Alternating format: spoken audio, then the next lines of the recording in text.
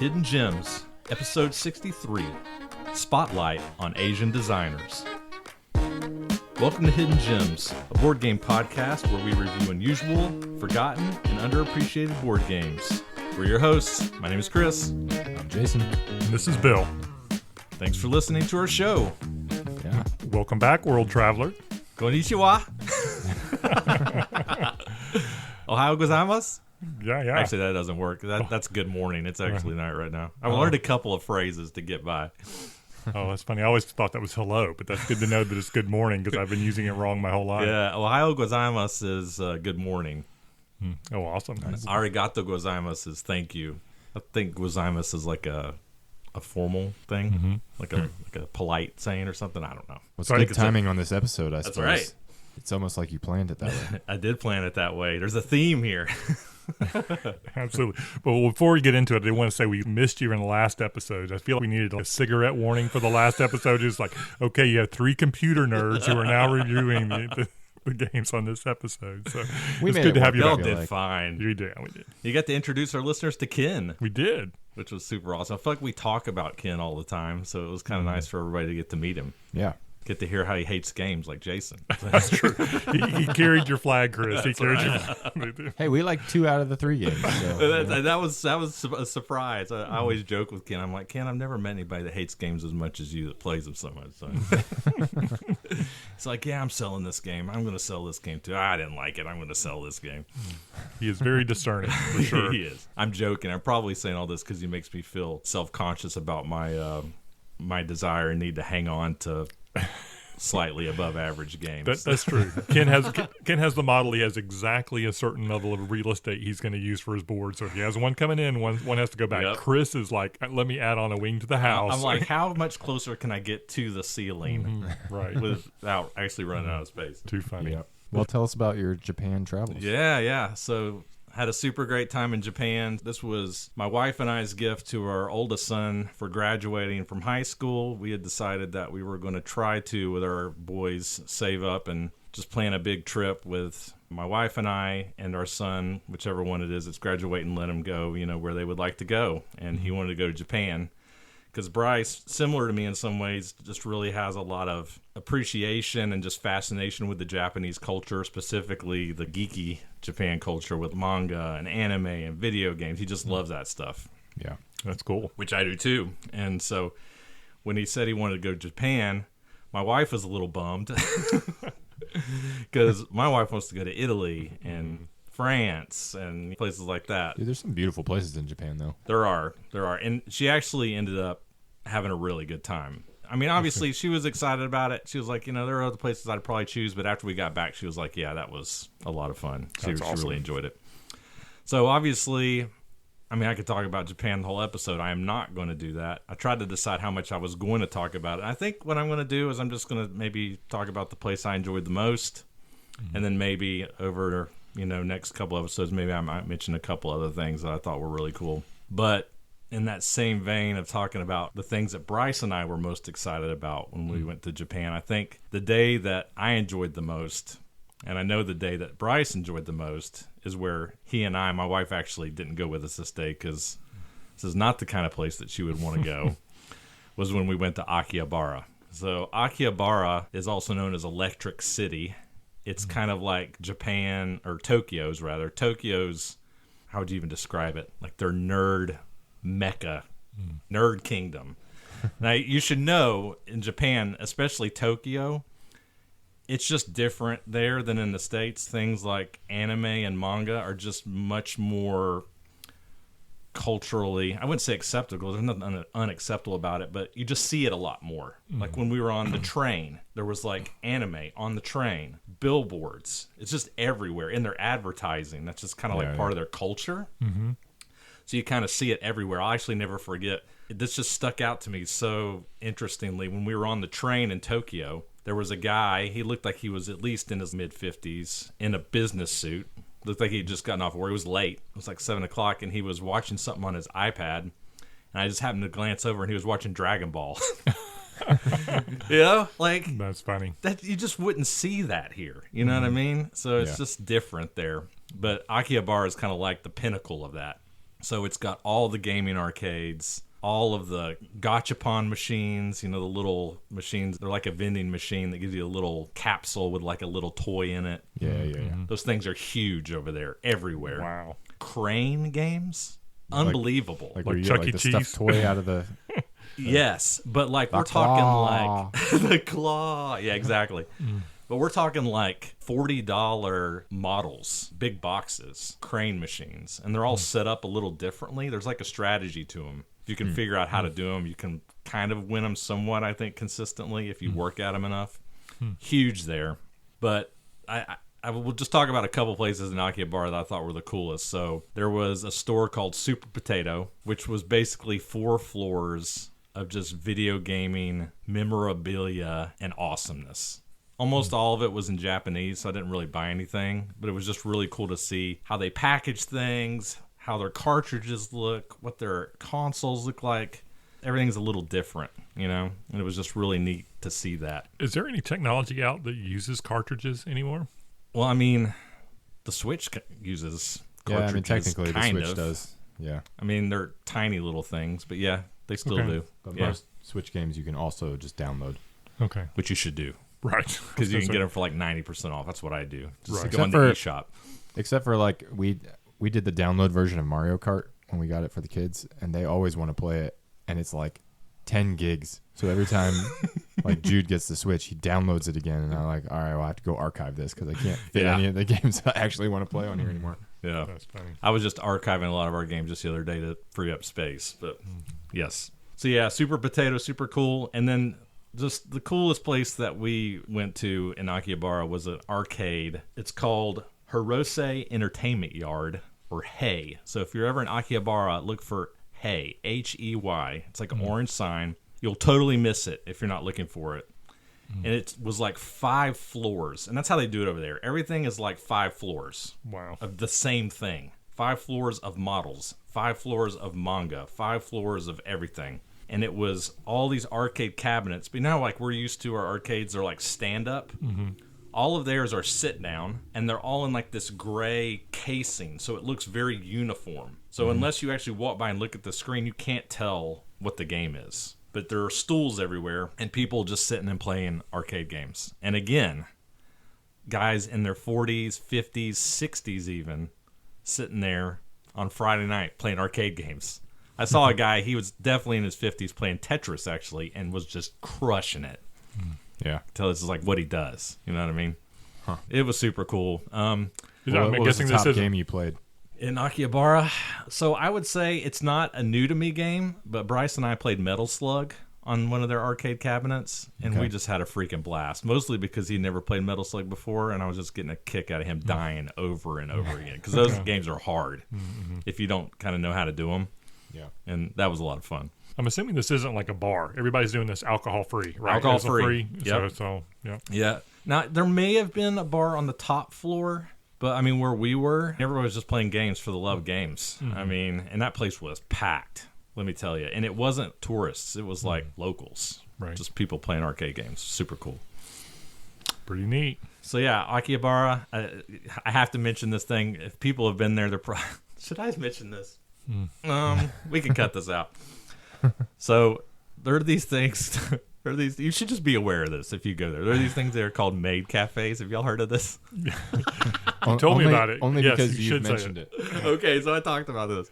Gador, he's like, you went to the maid cafes, right? And I was like, no, man, we didn't go to the maid cafes. But basically, there are these girls that are kind of. Should I even say this? It's not sexual, okay? But they're kind of dressed. They're dressed like maids, okay? And so they're asking you to go check out their restaurants or whatever. And they sing and they play games with you and stuff like that. And they're everywhere. Literally every 5 feet. There's somebody passing out a flyer for you to like go check out their maid cafe. But no, we did not go. Wow. Interesting. We'll see if that makes it into the show or not. Sounds like Vegas. It kind of was, actually. Yeah, it was quite a place. I think that's all I'm going to say about it for now. That's Akihabara. It's a pretty cool place. I really, really enjoyed that day a lot. Mostly because, Bryce and I were just doing things together that we love. Nice. Awesome. It was fun. That sounds like a great trip and a great memory. It was for an awesome Bryce. memory. Yeah. One other thing I'll talk about. So obviously the trip over to Japan is not a short one. So we had a lot of plane time, and I read a lot of books, graphic novels on the way there and back, probably like 13 or 14. Wow. I would say. And the one I'm going to show you right now, I'm going to show the guys here a little show and tell, was my second favorite. I'm saving my most favorite for the Halloween episode, but it's called This Was Our Pact by Ryan Andrews. So This Was Our Pact just kind of like hit me in the feels big time. Basically, the idea behind This Is Our Pact. Well, let me ask you guys, do you ever remember when you guys were kids and you were like with your buddies, with your friends, making pacts with your friends, like, we're going to do this and we're not turning back. We're not going to turn around. We're just going to go, you know? Yeah. I remember doing that when I was young with my friends. We would like go into the woods and we're like, we're not going to turn around until we come out on a road somewhere. And we would do that, you know? So that's basically the idea of this book is these four friends. They live in a town where they have a festival and they release lanterns into the river. And the legends say that those lanterns, once they get to wherever they go, turn into stars and they go into the sky. Well, they want to see if this is true or not. So they're like, we're following these lanterns. We're not stopping until we figure out what happens to them. So that's their pact, okay? So the night they send them out, they start to follow the lanterns. And one by one, they start to just kind of like drop out. They're like, this is kind of far. I'm kind of hungry. I need to, I don't really want to go, right? So it leaves one kid, Ben, but following behind the pack is one kid, Nathaniel. And Nathaniel he's a little bit of the more socially awkward kid, a little bit of the weirder kid. But what's interesting about Nathaniel and Ben is they used to be friends. But as Ben got older, he distanced himself from Nathaniel, which kind of hit me in the feels because I kind of experienced that. Like in middle school, kids you used to hang out with and go over to their house in elementary school, suddenly they were like, they got cool in a different, cooler circle, and they didn't want to talk to you, right? That's kind of how Nathaniel and Ben's relationship is. So Nathaniel catches up to Ben, and they decide they're going to go on together, even though Ben is not excited about it, really. And it just kind of goes from there. And it's very, if you guys have seen the Studio Ghibli movies, like Spirited Away and things like that. I haven't. I've wanted to check those out. Okay, yeah. It's very much in that vein. So there's a lot of magical fantasy stuff that's going on here. But it's all just very whimsical, and just seeing how Ben and Nathaniel's friendship develops over the course of this kind of adventure they're on, where they've made this pact together. It was just really great. Great. If you got kids, great for kids. If you don't, still great to read. Actually, Peter Dinklage, who's the guy that plays Tyrion Lannister right, in Game of Thrones, has picked up the rights to make a movie of this book, actually. Oh, nice. And I think it would be a really good one. So I might borrow it if I can. This Was Our Pact. Check it out, Jason. Awesome. It's really good, actually. That and the Scrooge McDuck one. And the Scrooge McDuck. The Life and Times of Scrooge McDuck. I still can't believe you look at picture books. But I freaking love them. Yeah, this is a graphic novel, if I didn't make that clear. But yeah, it's so great. Well, speaking of books, I feel like we have a long overdue conversation to have. Oh, that's right. Oh, wow. About House of Leaves. Let's do it. Now, the people have been asking for it. Have they? To be fair, I read this book a long time ago now. Same. Because you were traveling the world, and I hope I can do it justice talking about it. I'll try to help you. But I'm super curious to hear your overall thoughts of the book. Because it was a gamble on my part, I feel like, giving you this as a Christmas gift. Yeah, it was a great gift. So I'm curious. So just to kind of recap for anybody who is new to the show or doesn't recall us talking about this before, House of Leaves is it's almost like experimental type book. Totally. It is not a picture book. Well, not in the traditional sense. But it's basically a book about it's psychological horror. For sure. Really, at its core. Or is it? Is the question. Where do you even start with this book? Right. So it's like a story in a story almost. Yeah, there's lots of layers going on here, but there's one character who's reading a transcript of a documentary that may or may not exist. Right. That was created by a guy named Navidson, who owned a house in rural Virginia somewhere. And he moves in there. He was previously a photographer. He moves in there with his wife and two kids. Yep. And they, throughout the course of living there, discover this closet that when you open the door to the closet, there is like a room inside the closet that can't physically exist. Yes. Based on the layout of the house. Like a hallway that just extends out into nowhere. Looks like it should go into the backyard, but right. But they there's go nothing around the there. other side, and obviously there's a wall there. Right. And so it's this huge cavern. Well, you Gigantic. don't know that at first, but they start taking expeditions into this room to try to figure out what it is, like what is in here. Yeah. And so it's the story of this documentary about that, because the Davidson was a photographer, and so he allegedly films all of this stuff, and so there's videos of it and things. And so but then there's a book that was written analyzing these videos from like a cinematography perspective. Yeah. Of like what's going on and like the psychological dynamics between the different characters and stuff. It's And that guy fascinating. has a name. I'm trying to remember who that was. There's 3 characters here. There's Navidson, and then there's the guy that's writing this ridiculous exposition on Zampano. Zampano, yeah. Every single nitty-gritty detail of the Navidson record is what it's called, of his video documentation of the house. It's almost like a textbook in a way. Yes. Like there's footnotes, Yeah. which may or may not be real. Yeah. Then you don't know who the footnotes were written by. And then there's parts of it that were like burned at times, and so like there's pieces of it missing. And then there's this But then there's another guy that finds Zampano's notes. That's actually very, very important. Johnny. Johnny Truitt? Yeah. Yeah. And so he was like in the same apartment complex as this Zampano character. That may or may not be his real name. And he has started reading these notes and starts going into this like weird psychological funk while he's reading it. Obsessing over it. Yeah. So yeah, that's kind of it at a high level. Right. But dude, there's just so many themes and things interwoven throughout this book, and it's weird. I will put it out there. It is weird. Totally. There is some content warning that needs to be thrown out there. Yeah. There's some Mature. Yeah, there's some mature stuff in there. So not a ton of it, but it's there. Yeah. So curious your thoughts. I loved it, man. I really did. I thought it was an interesting thought experiment. I'm wondering how much we should talk about it, because I certainly have thoughts. I think some things to just generally throw out there, just to think about, if you've either read it or thinking about reading it, is whether the Navidson record is even real, because it's very much written in a way that it actually did happen. Mm-hmm. But as you learn more about Zampano and about Johnny in particular, you begin to wonder, did it actually happen? And if it did or it didn't, that kind of takes you to 2 different places about what you think about what really happened in this book, I guess. Yeah. I'm trying not to be too spoilery. Yeah, even outside of that, I feel like it touches on so many different like topics, right? For sure. Even Navidson's photography career history, he wrestles with like the nature of photojournalism and like what is the responsibility of a photojournalist in situations that are dangerous or hard, and like the strain that puts on his family, right? That's like a big part of on it, because his wife ain't having it. Well, yeah, and so he goes on this quest to like explore this thing, and so there's like this hubris of him, kind of the this was our pact type thing, right? It's like, I'm gonna figure out I need to this conquer thing is, this, and I'm gonna conquer this thing. And it's an interesting story, the various characters who go with him, how they approach the unknown, right? Like some of them go insane, some of them like I won't give away a whole lot, but it's just like the nature of the unknown and how you face that when confronted with it is it's really interesting.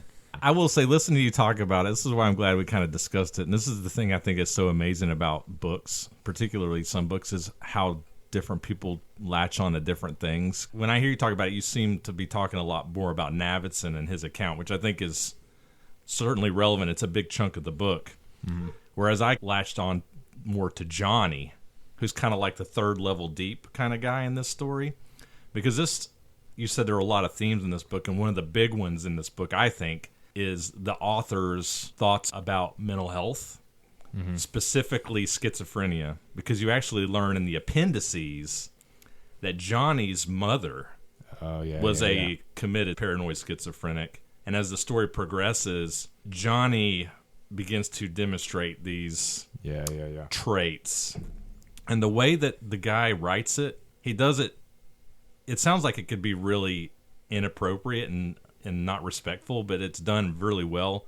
And the way that he was able to write like flight of ideas, which is like a thing that schizophrenics have, like there are just these like huge runs, stream of consciousness, which he just does incredibly well in the book. I don't know, it's just really neat. Yeah, I mean, from that aspect, his storyline explores. I read a little bit about this after the fact. I've read people who call this like a love story almost, right? Really? And I mean, that's a stretch, I think. But really, I mean, if you think about it from the perspective of like Pelafina is his mother, her whole story is like it's tragic. How much she loves Johnny and cares for him. I have half of, well, I don't know. Spoiler alerts, right? We've already kind of spoiled a little bit in case you're trying to read this, but like, I mean, I have half a theory that would say that maybe she's Zampano.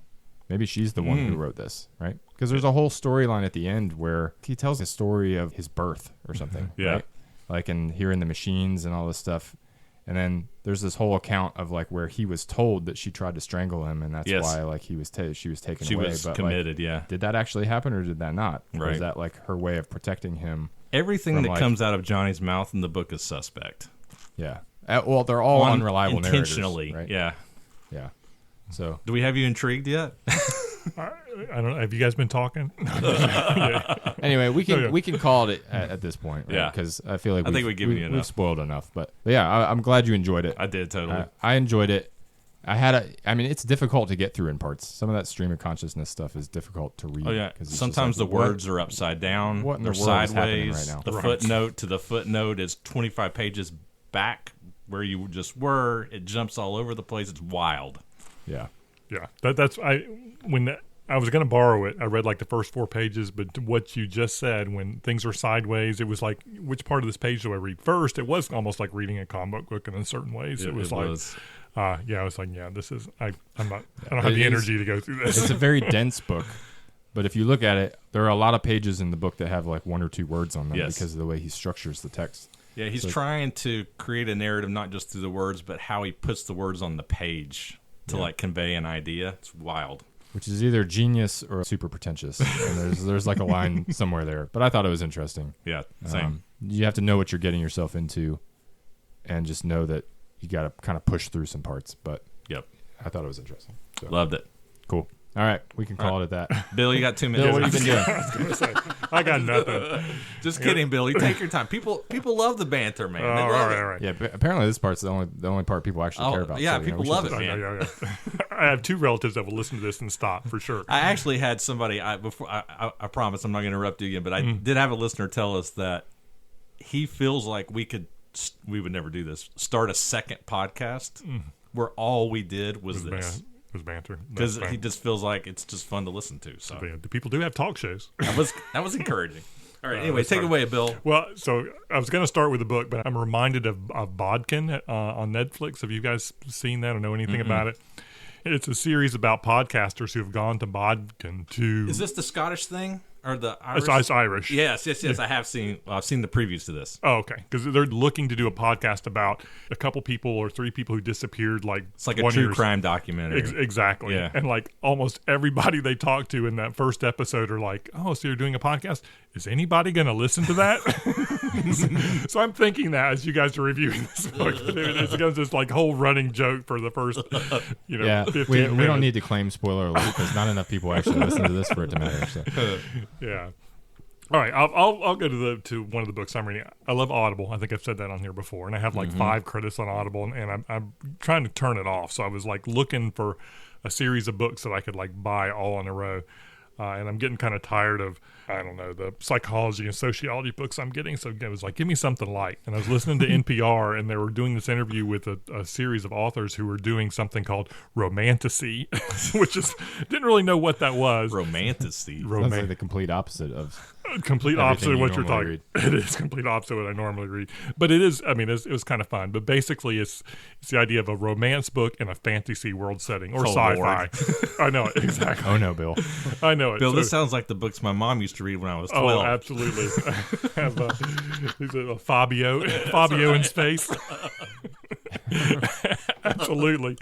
So I've started reading something called The Fourth Wing, and the Fourth Wing is like a fantasy with the roots like of Dragon Riders of Pern. Have you guys ever heard? I feel like I've heard of that. It's funny how so many books that deal with dragons, especially when they have this relationship with humans, that they have them imprint on them. Like you have some sort of psychological relationship with the dragon. And very Game of Thronesy. Exactly. Just like Game of Thrones. This follows that same setting.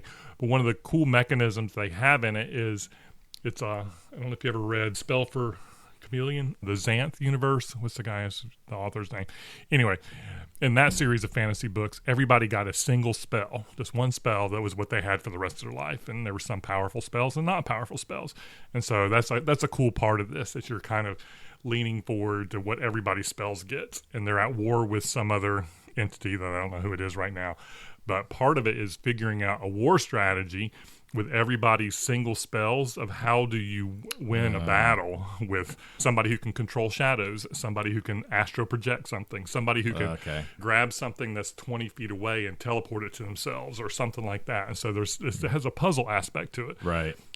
But what's been kind of funny is it says, how do I word this? There are moments in the book where there's a heroine in the book talks about this guy and then being like lusty towards this guy. And I have never read a book before where the woman is being very vocal about being lusty about how these guys' muscles and arms and stuff like that. I'm like, What are you reading, Bill? Romantasy. It's a romantasy.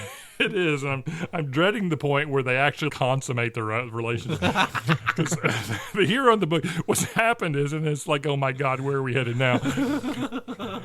There's a guy who's like her arch rival, you think is killing her at the very beginning of the book. They end up getting matched to dragons. This is a spoiler alert, so you're going to read Fourth Wing.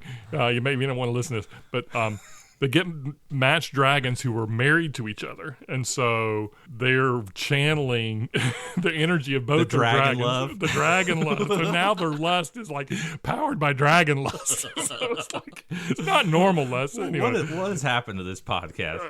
We have just spiraled down a black hole here. I have We to need say, to go back to video games. What are we even talking about anymore? all right, yeah, my next one's a video game. But anyway, I'm actually enjoying it for the other parts of it. I mean, it's written really well. The narrator does a really good job or whatever. But I get to those sections and I'm like, oh my God, what am I listening to? But I'll transition to Heroes of Might and Magic.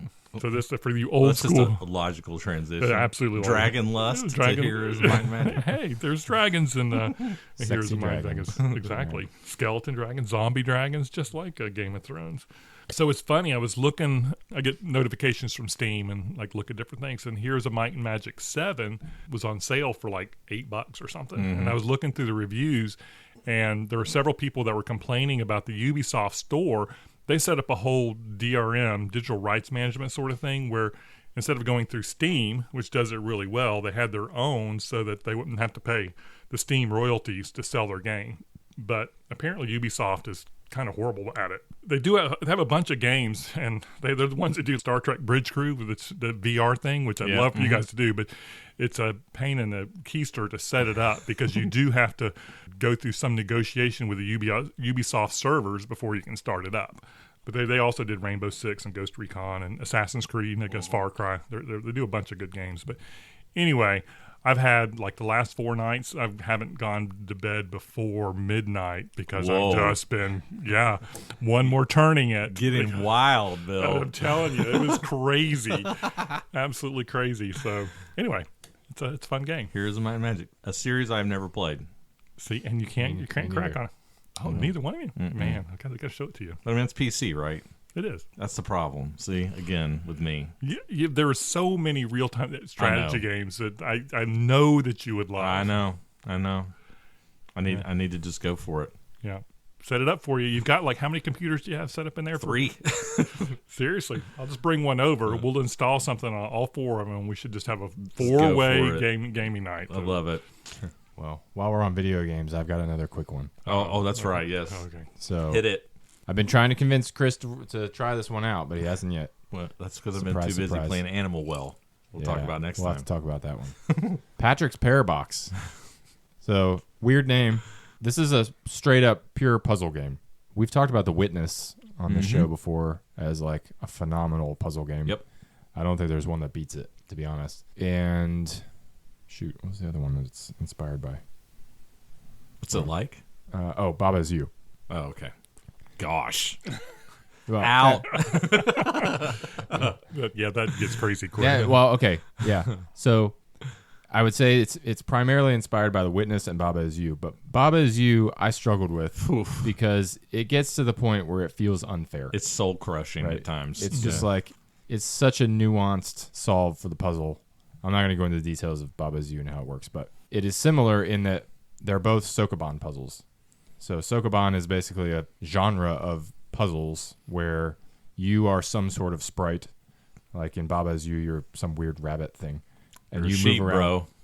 A sheep? We've determined this. Oh, yeah. Oh, yeah. Baba. Yeah, that makes sense. That makes more sense than rabbit. But you are one sprite, and you move up, down, left, right, and you can generally push other things around. And so your goal is usually to push a block onto a certain space or something of that nature, right? So Patrick's Parabox is written by a one dude named Patrick something, and you're a box with eyes. That's it. And you move around inside of other boxes, and your goal is there are certain spaces that are white outlined, and you need to get some form of box onto each of those spaces and then get to one white outlined box that has eyes that is like your home spot. Okay. But you can't get onto your home spot and win the level unless all the other spaces are covered. But what makes this game brilliant is, well, first of all, they took a cue from The Witness in that each zone or like themed area of the game does the thing that The Witness did, where it has these panels, right? Yeah. Where there's sequential puzzles that teach you the rules. Yes. So Yeah. there's nothing, Slowly. there are no words in the game other than like the name of the area that you're in. It's just like eat or, whatever, right? Mm-hmm. So it gives you there's no instruction on how to play the game. It teaches you the rules of each section through these panels where you start off with like a simple concept and then it introduces another concept on top of each other. But where it gets crazy with this and the whole parabox portion of it is that the game is recursive. What I mean by that is you can be inside the green box, which is inside the blue box, which is inside the green box, right? So you come outside of the blue box Bill's and you're in out. the green box. You come outside of the green box and you're in the blue box, right? And you can push boxes inside of other boxes. It sounds like Cocoon. Sort of. Like if I push a box inside of another box and then I go inside that box, I can pop out some other box, right? Because there's all these recursive layers to it, and it's brilliant. And you would think that would lend to these like super impossible Baba Is You type puzzles, but I feel like there's 365 puzzles in it. I'm about 260 something of the way through it. Whew. And I mean, it feels fair. There are definitely challenging puzzles. It's hard, but it's not unfair in that it's not like these ridiculously difficult things. It's like you need to know some crazy trick in order to solve it. Like most of it, if you follow the trail, kind of like The Witness, like if you follow the pattern of each puzzle of what it's leading you to, Right. you can generally come up with a good idea as to what you're trying to do and that kind of thing. So I'm really enjoying it. I think it's cool. Isn't that Super clever, like the ideas that they come up with. It's kind of like The Witness in that, like, you're like, surely they can't come up with yet another idea of With this, black like, and white circles. of drawing a Yeah. line on a grid. Right. And yet every new area is like, oh, wow, this totally changes everything. And it's like a super cool addition to the puzzle. Yeah. Sometimes you just play games to just be in amazement of the designer and just Totally. say like, wow, I Yeah, can't believe I'm you like, thought of that. Who thinks of this? Right. Yeah. But, so definitely check it out if you like puzzles, for sure. Patrick's Parabox. Nice. What a great banter, guys. Very It's so awesome. good to be back. It's good to have you back, Chris. We missed you. All right. Well, we got a cocktail tonight. We do indeed. And since we're talking about Asian designers tonight, I feel like you're on brand. That's right. I got to stay on theme. We didn't have a theme last time. I just made up whatever I wanted to. So, Yeah, tonight we're drinking the Kyoto Sour. This drink has sake in it, which I am not a fan of. So sake is it's rice, right? yeah. Yeah. That's It's rice like wine. it's a rice spirit, which I don't particularly love. But in this cocktail, it's actually quite good in my it's pretty opinion. good. So the way you make it is you muddle 2 grapefruit slices, and this is really the key, with 2 dashes of green Tabasco sauce. Oh, wow. Did y'all get that? I did No, not. definitely did not get I got earthy, but I didn't get the green. Knowing that was in there, having been the one that made it, I could definitely taste it. But I'm sure if you didn't know it was, you're picking it up, but it was probably hard to identify. But that's really what makes it, I think. 3 ounces of sake, half an ounce of lemon juice, and then a 3/4 ounce of agave nectar, shaken with ice, and then you strain it. Garnish it with a grapefruit slice and a mint sprig. Real easy. It was real good. It's really very citrusy. Yep. So yeah, that's our drink tonight. So we've probably bantered enough. I don't have a whole lot more to say. As Jason mentioned, we're going to be reviewing 3 games with Asian designers, which I'm really excited about because I do feel like that the Asian sphere of board game designers have like really interesting, fresh, cutting edge type of ideas towards their designs. And so it was kind of fun to dive into those and look at those tonight. So we'll be doing that. But before we get into our first review, just to mention really quickly, our backstage. Kind of have a little bit of an announcement to make here. Yeah, I guess. This is big. This is kind of like one of those we made it moments. It was big because Chris talked us into it. I did. There was a lot of kicking and screaming, especially for Bill over there. I had to do my full whining in my youngest child whiner. That's right. So we are doing, because we always struggle with what we're going to talk about backstage. We're always kind of last minute. What should we talk about tonight? We usually come up with something, but we're never really quite sure. So I was thinking, what's something that we could always have in our back pocket to talk about? We'd always have a topic for a good while. So we have decided that we are going to do our top 100 games of all time individually, yes, in mini installments. So myself and Jason and Bill will be doing our top 100. When Cameron's on, he'll be joining us and giving us his top 50.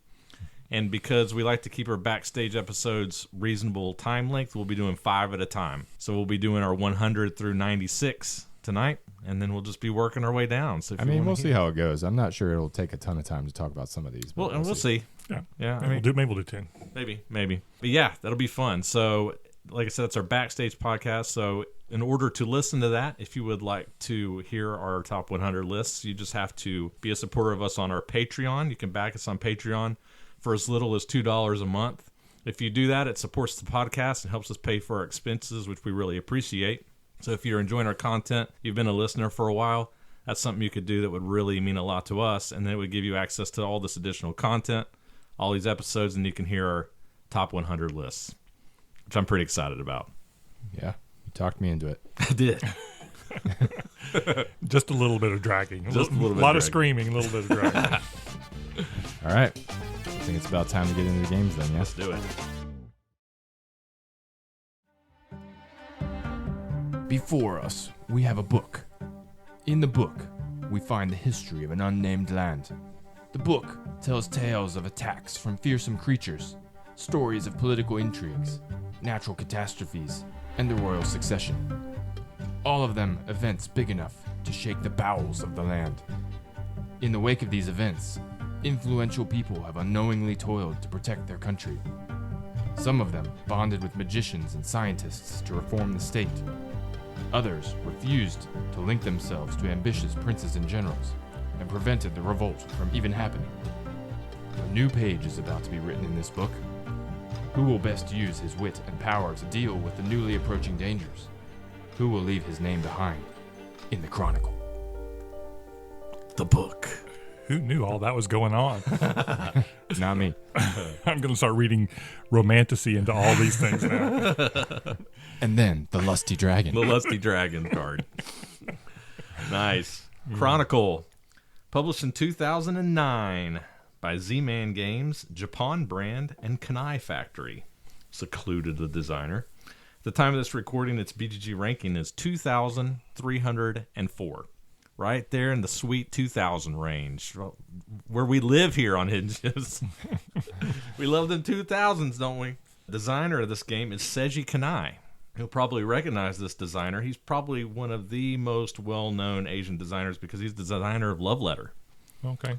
A board gaming phenomenon. Also Brave Rats, Chitty Mages, and Lost Legacy, which is very similar to Love Letter if you've ever played Lost Legacy. Lots of similarities, lots of versions of that game. All right, so brief rule summary for Chronicle.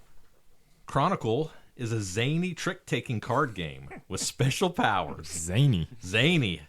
Just got to cue it up right away. Where the players are trying to achieve certain public objectives each hand or round. So as I just mentioned, each game of Chronicle comes with a deck of 12 history cards, which are the public objective cards for each hand. Each hand, one history card is drawn, and each player or players who satisfy the criteria listed on the card will score 1 point at the end of the hand. The first player to reach 3 total points wins the game. So before I move on to the rules, I'll just give a couple of examples of history cards. So one might say, whoever has caught the most cards of the red suit will win the point, or whoever has caught the fewest cards of the red suit or the green suit will win the point. Whoever's caught the most total cards, the least total cards. Whoever caught an evil card, which is usually something you don't want to do, but that card may reverse that rule and you actually want to catch them. Things like that. So, as mentioned, the deck of playing cards in Chronicle consists of 3 suits of 10 cards numbered 1 through 10 and 6 wild cards. There are no trump cards or trump suits in this game. The suited cards have varying strengths, so what I mean by that is the 10 of each suit is the strongest card, while the 1 would be the weakest, generally speaking. That can vary somewhat. I'll explain why in a minute. And each card has a certain text ability on it that will fire if the card is played face up during a trick. So some examples of some card abilities. The number 3 card will actually make the low card played to the trick the strongest card. So that's what I was saying, is it's not always the 10 that's the strongest, because that card can change that. If somebody plays the 5, that just ends the trick immediately, even if players haven't played.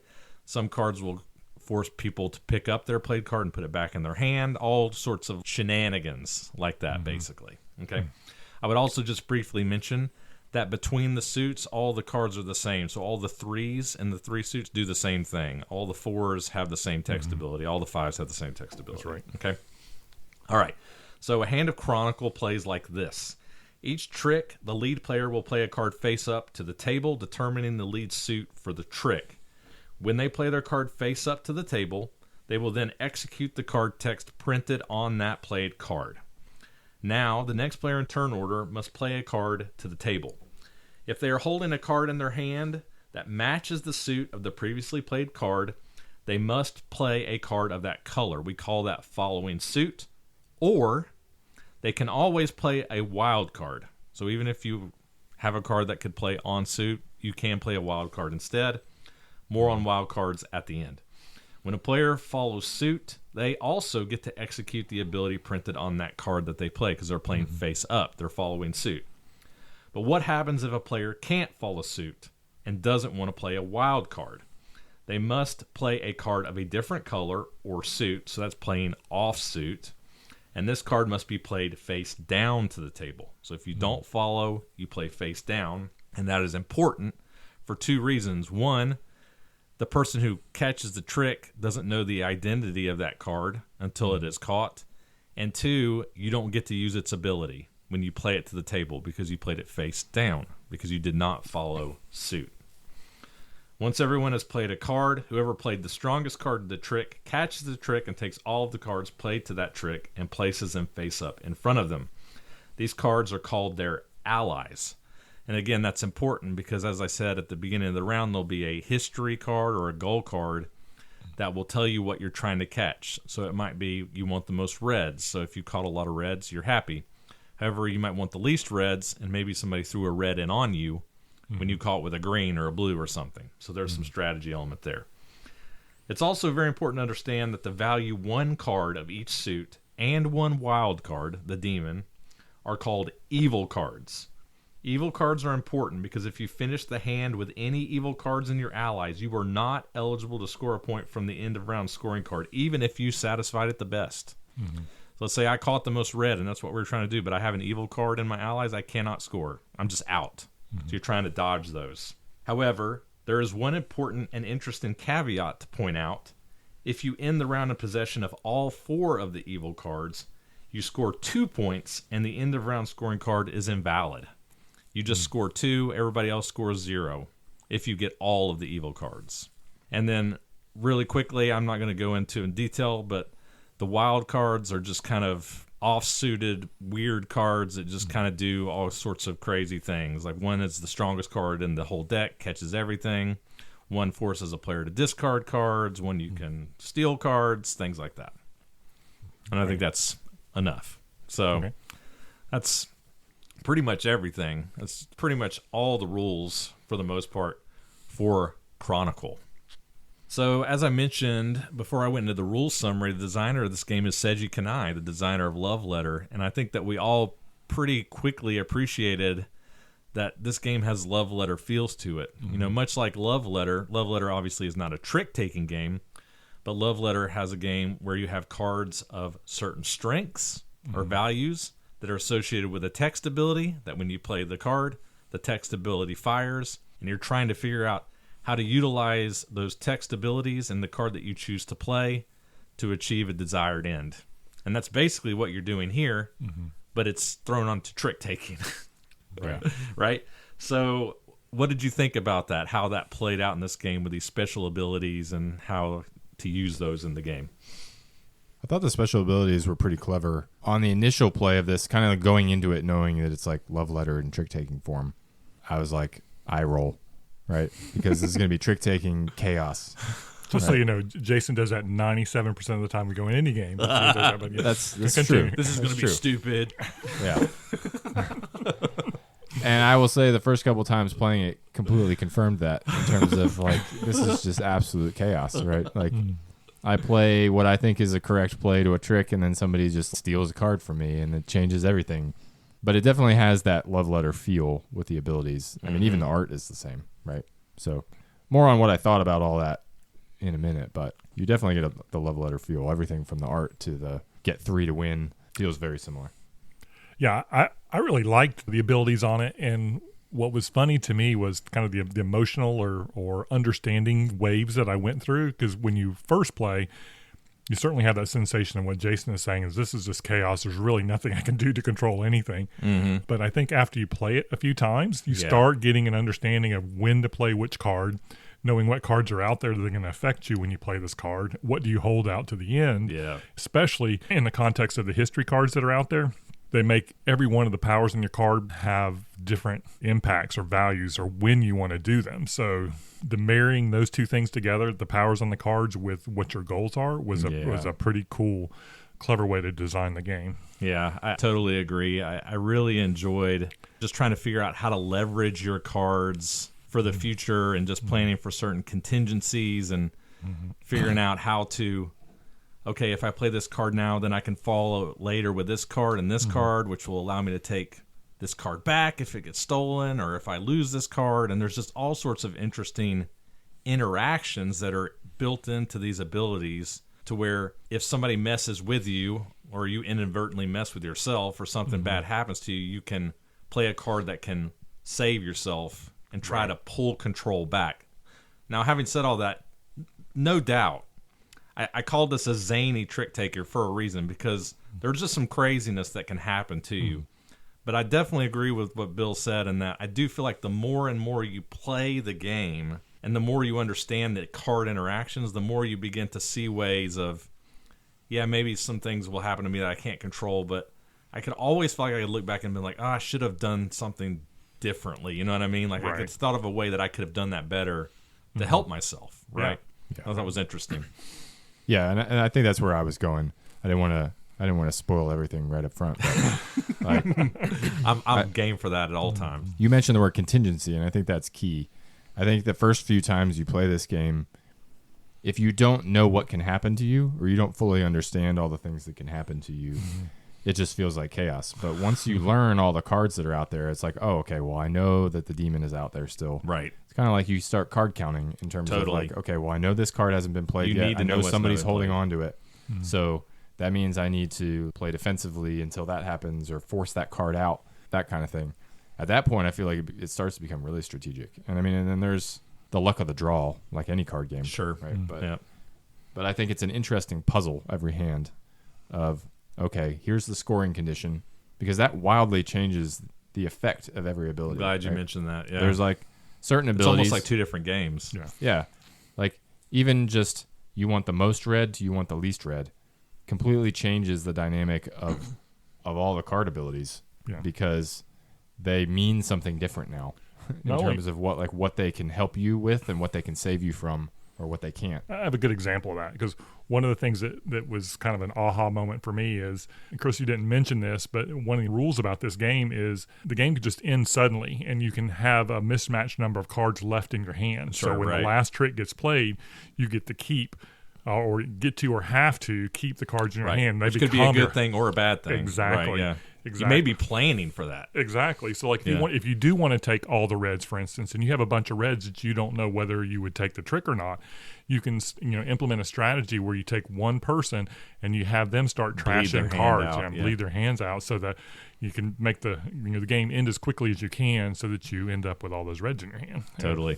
Yeah, I thought there was also an interesting strategy element. I like the rule that if you play offsuit, you play face down, because it allowed you to throw in bad cards on your opponents, right? Like whether they be evil cards or whether they be cards of a color they don't want to catch necessarily. But there's another layer of thought there is, yeah, Jason doesn't want green because we're not trying to catch green, but do I need to hold this green card in my hand because I might need to use it for myself later, right?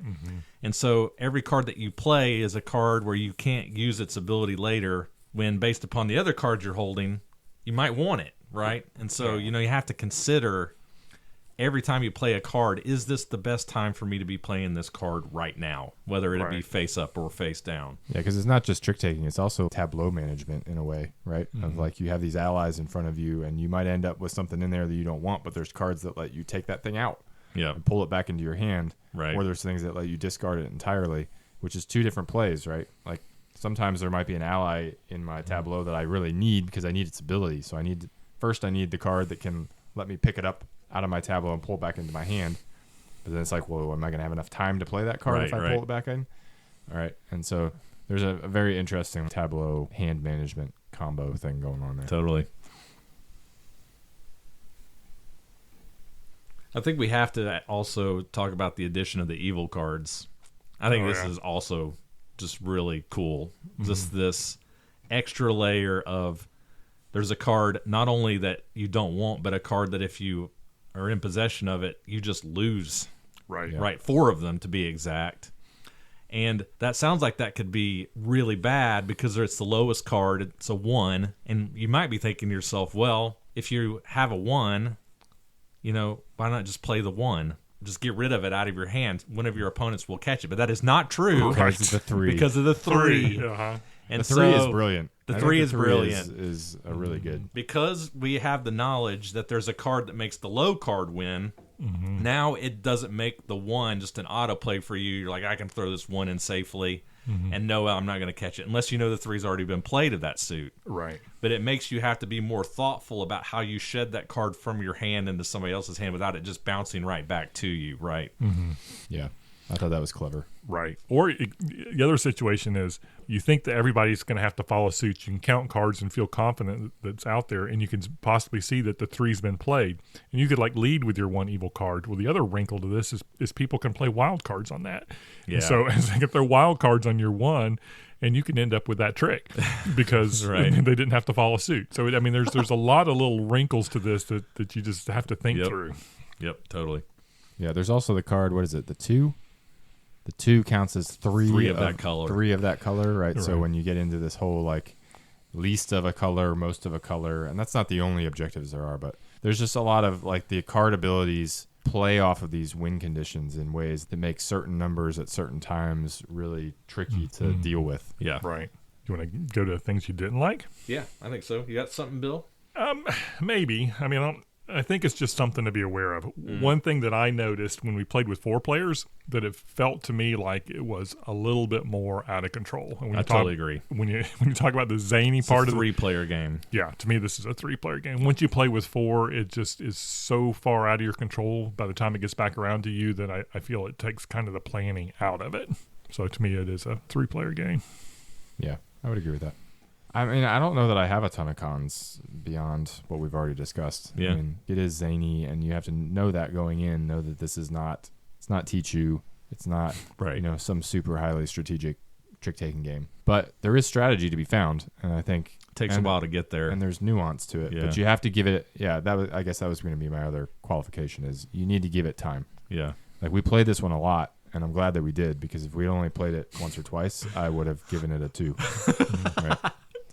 Yeah, I remember our first play of this game. You were not happy. No, it was not. I think it was at 4 players too, wasn't it? Right, which didn't help. Right. Absolutely. Yeah, I'd say for me, I don't have a lot of hard cons. Again, mine are more like caveats, like you were saying, Bill, just things to kind of like be aware of. I think another thing that you have to understand is the first few times you play this, you're going to be constantly looking at your hand, reading the cards. I was still doing it even a few plays in. Right. So it just takes a while for you to just remember, what does the 8 do again? What does the 7 do again? You'll just be constantly reading your cards, right, to try to remember what they do. And the first few games, that can feel a little bit cumbersome. But like any game, once you get familiar with it, that kind of goes away. But it kind of goes back to what Jason was saying. Is I think for this game to really land and really for you to figure out if this is for our group or not, you have to play it a few times. Yeah. And I think. like 5. Yeah, right. I feel like it would be helpful if there was like a small player aid or something that you could just glance at because Yeah, like Love Letter has. Because it's like if I don't have an 8 in my hand, I'm like, what does the 8 do again? Right? Or like I don't understand a card and I'm like, theoretically, if I had this card, what would it do? Right. You know, Totally. It'd be helpful for everybody to just reference a common spot for it. Cool. Final thoughts? Final thoughts. I'm ready. Bill, kick us Okay. off. I have to say, I really enjoyed this game, and I kind of even liked it the first game. I mean, it was very chaotic, but I just kind of found that fun, and it is a fuzzy logic kind of game where you're mitigating things that happen to you, and you have to, like Chris, I think you were alluding to earlier, the game is kind of preparing for a worst case scenario, right? I mean, you want to inflict things on people when you can, but bad things are going to happen to you, and you need to have cards in your hand that help you mitigate whatever just happened. Yep. I really loved the learning curves that you go through that we're also kind of referencing and playing it multiple times, because the first time you play, you don't really know what's going on. The second time, you're kind of getting to know the cards and sort of how they play out in certain scenarios. But then there's kind of an expertise you start getting, like you start getting of running cards out of people's hands. I mean, there's a whole layer of things. When do you use your wild cards? Experienced players would crush new players in this game. Oh, absolutely, absolutely. But I don't think it's a super steep learning curve, because I do think, in a one night's play, you can get to that level of being competitive for sure. But yes, the first 3 hands, I don't think they have much of a chance. Yeah. But anyway, with all that said, I'm going to give it a 4. Well, I will say at 3 players, it's a 4. At 4 players, it's a 3. And maybe even a 2. Yeah. But yeah, it's a great game. I love it. Nice. Cool. Yeah, I mean, I don't have a ton to add to that. I think, my initial reaction to this game was not positive. And again, that was played at 4, which I didn't even really put that together until you just mentioned it, Bill. So that's helpful, a helpful thought. But yeah, I mean, it surprised me when we started playing it more how much the strategy really started to appear. And I did enjoy the trying to remember what the card abilities do and seeing how they play off of those scoring conditions. I think that's what really makes this game. So yeah, I gave it a 4 as well. I did enjoy it, to everyone's surprise. Yeah. Random card game with card abilities. I liked it. That's awesome, man. Approved. The value of repeated play. I remember, and I'm not picking on Jason with saying this. I think we all have those moments where like, oh God, we got to play this again. But sometimes your opinion changes. Right. That's why I think playing it a minimum number of times is just a good idea. Some games you just know after the first both play. Positive and negative sometimes. That is true. We've definitely had games we reviewed where we were like, we're going to give a glowing review, and then we start to see the kinks in the armor, you know what I mean? But this one definitely got better. I'm right on board with the rest of the guys. This game is a solid 4. I was waffling between 4 and 5, but I think it's probably a little too zany to be one of my favorite card games, but I didn't mind it. It's just, you have to know that coming in, that there can just be some wild swings. But the game is assessing your hand and figuring out how to deal with those wild swings and pulling it back into your favor, right? Right. And I will say, almost uniformly, every time I played this game, almost every hand, I could look back. And again, hindsight's 20/20. But I feel like I could look back on the hand and things I knew before the hand started, and I thought to myself, I should have done that different. You know what I mean? Like I was learning. Yeah. I should have played that in a different order. I should have held on to that card. I should have done it this way. And whenever I'm thinking that way, I feel like that insists that there's strategy there, right? Like there are things that I'm thinking about that matter to the outcome, right? And so despite its kind of lightheartedness and zaniness, I thought it was really fun. So I'm glad I have it. I think it's unique. It's better than Love Letter, and I am also going to give it a 4. It's definitely better than Love Letter, I would say. Yeah. Absolutely. There's just that extra bit of strategy that gives it something else. Yep. Tell us where we can find it. Awesome. This is where Bill starts ranting about our podcast again.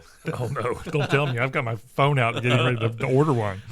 So there are copies at Noble Knight, but because of the rarity of this game, they're pretty expensive. It's like $35 Holy crap, for a Chris. card game. I know. I'm sorry. But if you love Trick Takers and you're like, with the Hidden Gems discount, maybe I'm willing to take that plunge. What is that Hidden Gems discount, by Yeah, the way? Jason. I almost bought a game off Noble Knight this week, and I was like, I don't know what the code is. What is our code again? I have confirmed it's still active through July. Our code is GEMS24. You can get 10% off of your order if you place orders at Noble Knight. And then there are only 4 copies on BGG, and they're also kind of on the higher side, too, for a card game. Nothing in the forums about a reprint, which is a shame. Trick Takers are hot right now, and I think this is a good one. I mean, this is fun. It was fun. Maybe it'll get reprinted at some point, but it's a little on the rare side right now. True to form. Go Hidden True to Gems. form, that's right. It wouldn't be a true hidden gem if you could actually find it. Yeah, So- that's why we say enjoy your games and enjoy your search. There you go. Good luck out there. All right. Well, those are our thoughts on Chronicle.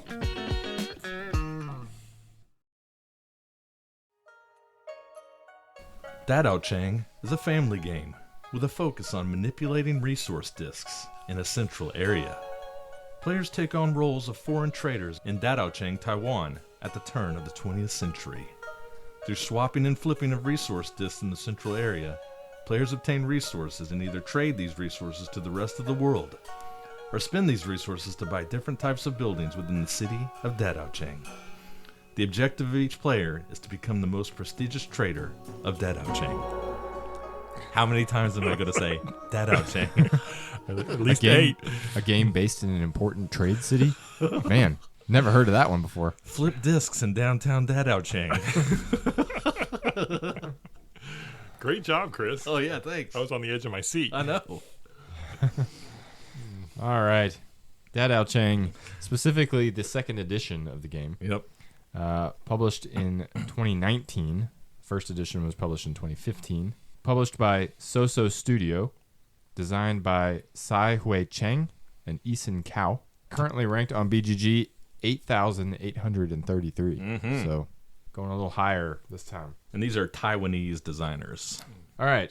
So in Dadaocheng, players compete to become the most prestigious trader in the influential Taiwanese port city of Dadaocheng. Mm-hmm.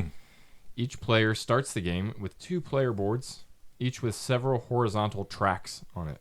This game is tracks on tracks on tracks.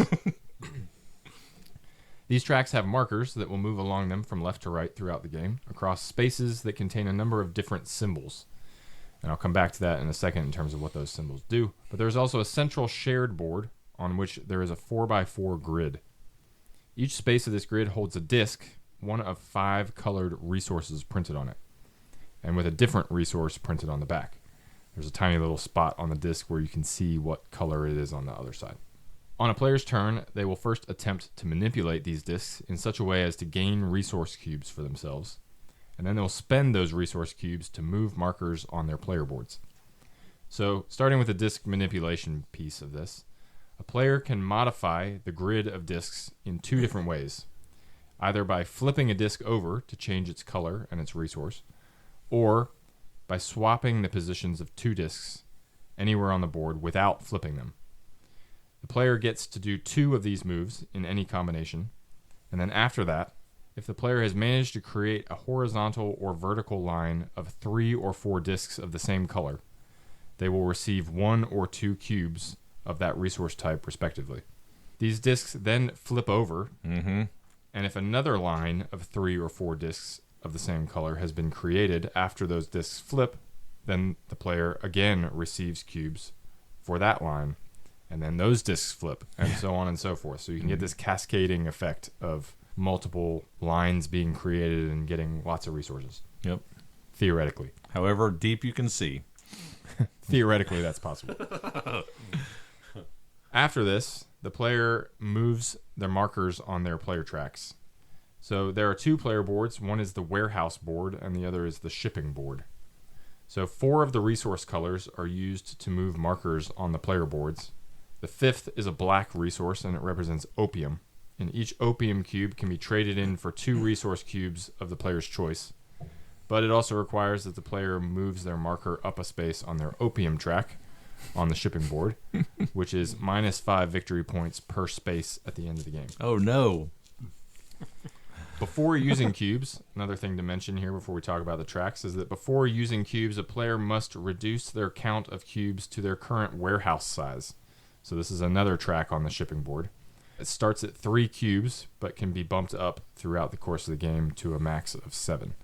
And again, this doesn't affect opium, so you reduce your cube number before you convert your opium into other cubes. So opium is kind of like a way of getting around that limitation. You smoked that right away. That's right. All right, so these 2 player boards with the tracks. So let's talk about these. So the first is the warehouse board. This has 4 tracks on it. Each one corresponds to one of the 4. Everybody's like, what in the world? Yeah. These are just lines of spaces. That's it. You have a colored marker, it moves left to right, and there's different symbols on the spaces. That's all. But each of the 4 tracks corresponds to one of the 4 resource colors. So in order to move up a space on that track, you spend that color cube, you bump your marker to the right, and if you lands on an icon, you do what the icon says. Yeah. Get a card, move another cube. I'm getting there. You're so helpful, Chris. I know, I'm trying to help. So the tracks contain a number of spaces that trigger various benefits. So There we go. one of these is bumping up a space on the opposite board, right? So Another track board. bump up a space on any track on the shipping board for free. You can increase the size of your warehouse. You can gain a cube of some other color. You can gain a building card. Each building card grants a 1 time per round special ability to the player who owns it, and these are limited, so once they're out, they're out. You can reduce your opium count by 1. And then there are what are called mansions. So these are just symbols that represent like a house. They don't do anything immediately, but they contribute to your end game scoring, so we'll come back to that. At the end of the game, there are increasing point values from left to right printed at the bottom of this board. So you will score points equal to where your leftmost marker is. So your weakest marker will score points based on that track at the bottom. And then any marker that moved all the way to the end of a track gets 5 points. So that's how the warehouse board works. So let's talk about the shipping board. So the shipping board has 3 tracks on it. So if we didn't have enough tracks, we have 3 more tracks on the shipping board. In addition to it also has your warehouse size track and your opium track, but those are kind of separate. Each of these 3 tracks represents an international shipping line, and each set of spaces, instead of the tracks corresponding to a resource color, instead, in between each space, there is either 1 or 2 cubes of random colors. And so in order to move your marker from one space to the next, you need to pay whatever cubes happen to be printed in between the spaces. The trick here is that only the top track is available at the beginning of the game. The lower tracks are unlocked by advancing to certain points on the upper tracks. There are 2 icon types printed on these tracks. One is the bump up a space on the opposite board for free. The other is a contract. So this corresponds to the mansions on the other board. At the end of the game, you will take your mansions times your contracts and multiply them together, and that is an end game scoring. Math, yeah. The other end game scoring for this board is that every space you have advanced on the top shipping track is 1 point. Every space you've advanced on the second track is 2 points, and every space on the third track is 3 points. The game is played over 6 rounds. Each player gets to manipulate discs, then use those cubes that they collected to advance on their tracks. And that's pretty much it. There's an event card that gets flipped over every round that has some effect on the course of that round. But that's about it. At the end of the 6th round, most points wins. Yep. And that is Dadaocheng. Well, if you skipped ahead once you heard Jason say the word track for the 4th time, welcome back. Yeah. Tracks and tracks and tracks. All right, yeah. So I feel like despite all the tracks, the main driver of this game really is this disc flipping Definitely. puzzle. So Yep. what were your thoughts on that? I'm just going to leave it at that. Yeah. Because there's some things to talk about here. I thought it was kind of cool. I mean, it's kind of daunting when you look at it the first time because you are trying to kind of see in the future. So You can move the 2, you can flip one of the others or whatever, but the idea is to get as many of those 3 in a rows to cascade when they continue to flip. And it sounds super, super hard, and it kind of is, but you start getting in the groove. You kind of teach yourself as you play. So it gets to be a little bit easier as you move along. But I enjoyed the spatial nature of that, kind of the abstract puzzle to it. So I thought it worked pretty well. Yeah, no, I totally agree. I'm right with you. I enjoyed this part of the game quite a bit. And I think the word that you just used, Bill, is the best way to describe it. It's a puzzle, right? You just have to sit and stare at this thing and visually, mentally flip these discs in your head. Mm-hmm. If I flip these or move these, that'll line these up with flip these, which will make this chain when those will flip, and then I'll create another row.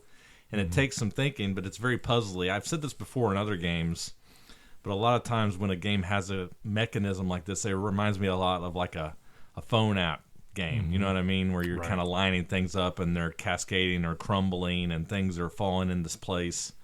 It's different than that, but you get what I'm saying. It's kind of got that puzzly phone app flip and move feel to it. Yeah.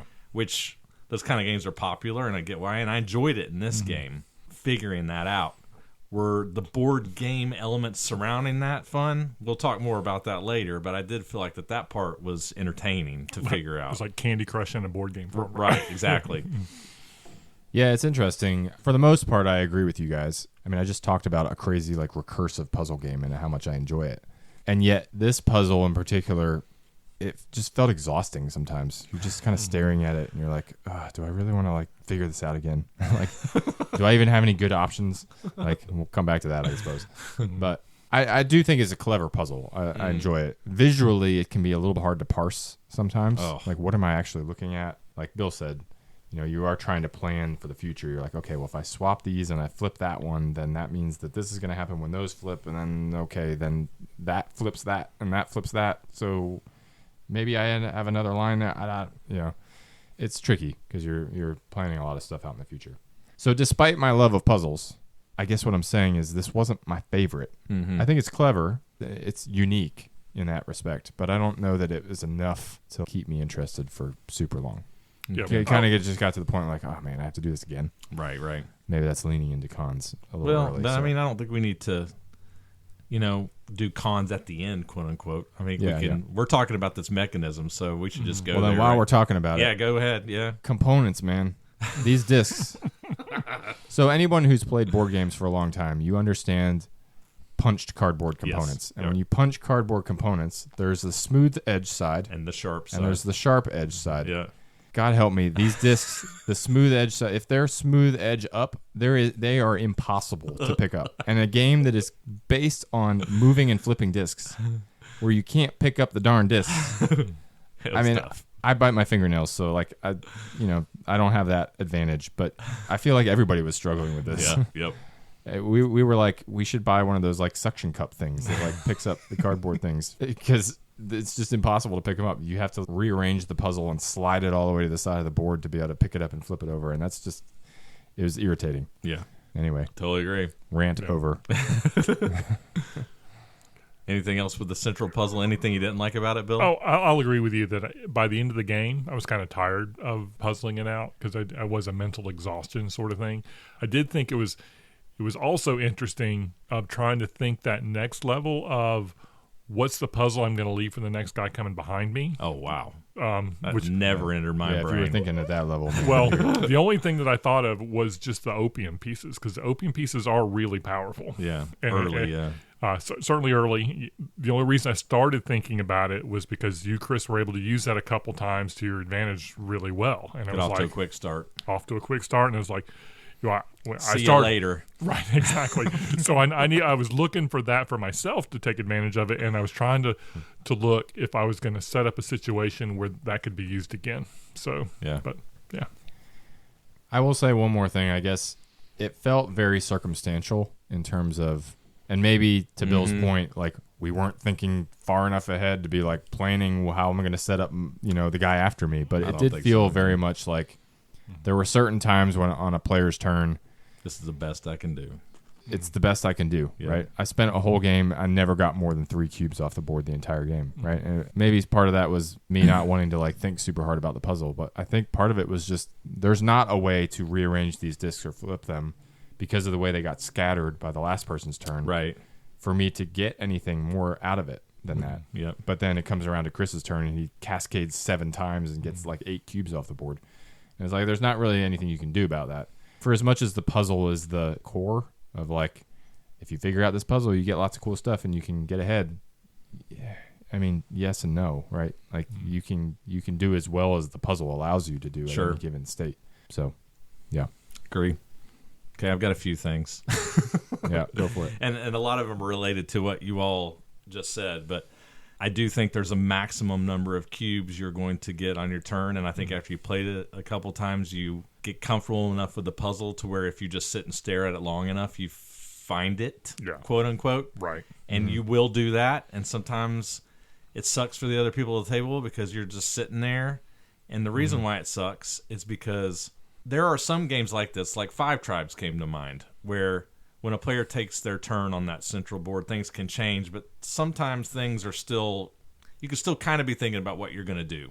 Yeah. You You're cannot like, think I hope they about- don't move. I hope they don't like move that direction because that might influence my turn. But if they don't, then I'm good with my. In this game, there is absolutely no reason why you should ever think about what you're going to do on your turn until it is your turn, because the board will be so drastically different Yep. from turn to turn that it makes the downtime excruciating because there's just nothing for you to think about, right? Like the board will just change dramatically, right? So that's one thing. Another thing is, like Jason said, you're trying to maximize your number of cubes. The one thing we're not talking about is color, right? So we have all these different colored cubes to move on all these different tracks. But because there are so many tracks and the tracks interact with each other in so many different ways to where if you move on a track, it'll let you move on another track, the colors kind of become irrelevant. So it's not like, oh, I really need a red cube this time. No. You can find a way through the movement of other cubes on other colored tracks to move on the red track if you need to. So what it really turns into is, how can I get as many cubes as possible every turn? It is a volume game for sure. Right, it's a volume game, which takes some of the strategy away. You should be thinking about color of cubes as well, but really all you're thinking about is how do I get as many as I can. Yeah, and even if you do really need a red cube, you are far better off just getting more cubes than like taking less cubes so you can get a red cube. Totally. Past turn 3. I mean, for the first 3 turns, because we haven't really talked about this very much, but there's the cards at the top that give you abilities. There's a couple of them that are just super powerful. Yeah. And you've got to be the one who gets to those first, and that is very color specific. You get left in the dust. Right. Yeah, well, okay. So I feel like we talked about this is kind of a game of 2 halves of a player's turn, right? It's this flipping of discs and getting cubes and then spending those cubes on the tracks. So we've kind of poked fun at the tracks on tracks thing, but in terms of how they operate and theme or whatever you want to talk about these tracks, what were your thoughts on those? On the tracks? The tracks on tracks? Okay, so here's the thing. On the surface, it seems like a cool thing to be able to leverage other tracks to move on other tracks. But again, I think I've already just explained that ultimately ended up being a detriment to me because it just released tension, right? Like I just didn't feel tension. I'm sorry, this is more con, sorry, but this is just where I'm at. So the other thing about it is these player boards, these track boards, they don't change from game to game. So there's no variable set up and they're static. And I am pretty convinced that there's an optimal path built in here. It's like increase your warehouse space as quickly as possible so that you can increase your cube volume as quickly as possible. And then you just start grabbing the cards that you can get and you just go from there. I don't know. I don't think this game has legs because of that, right? It needs some variability.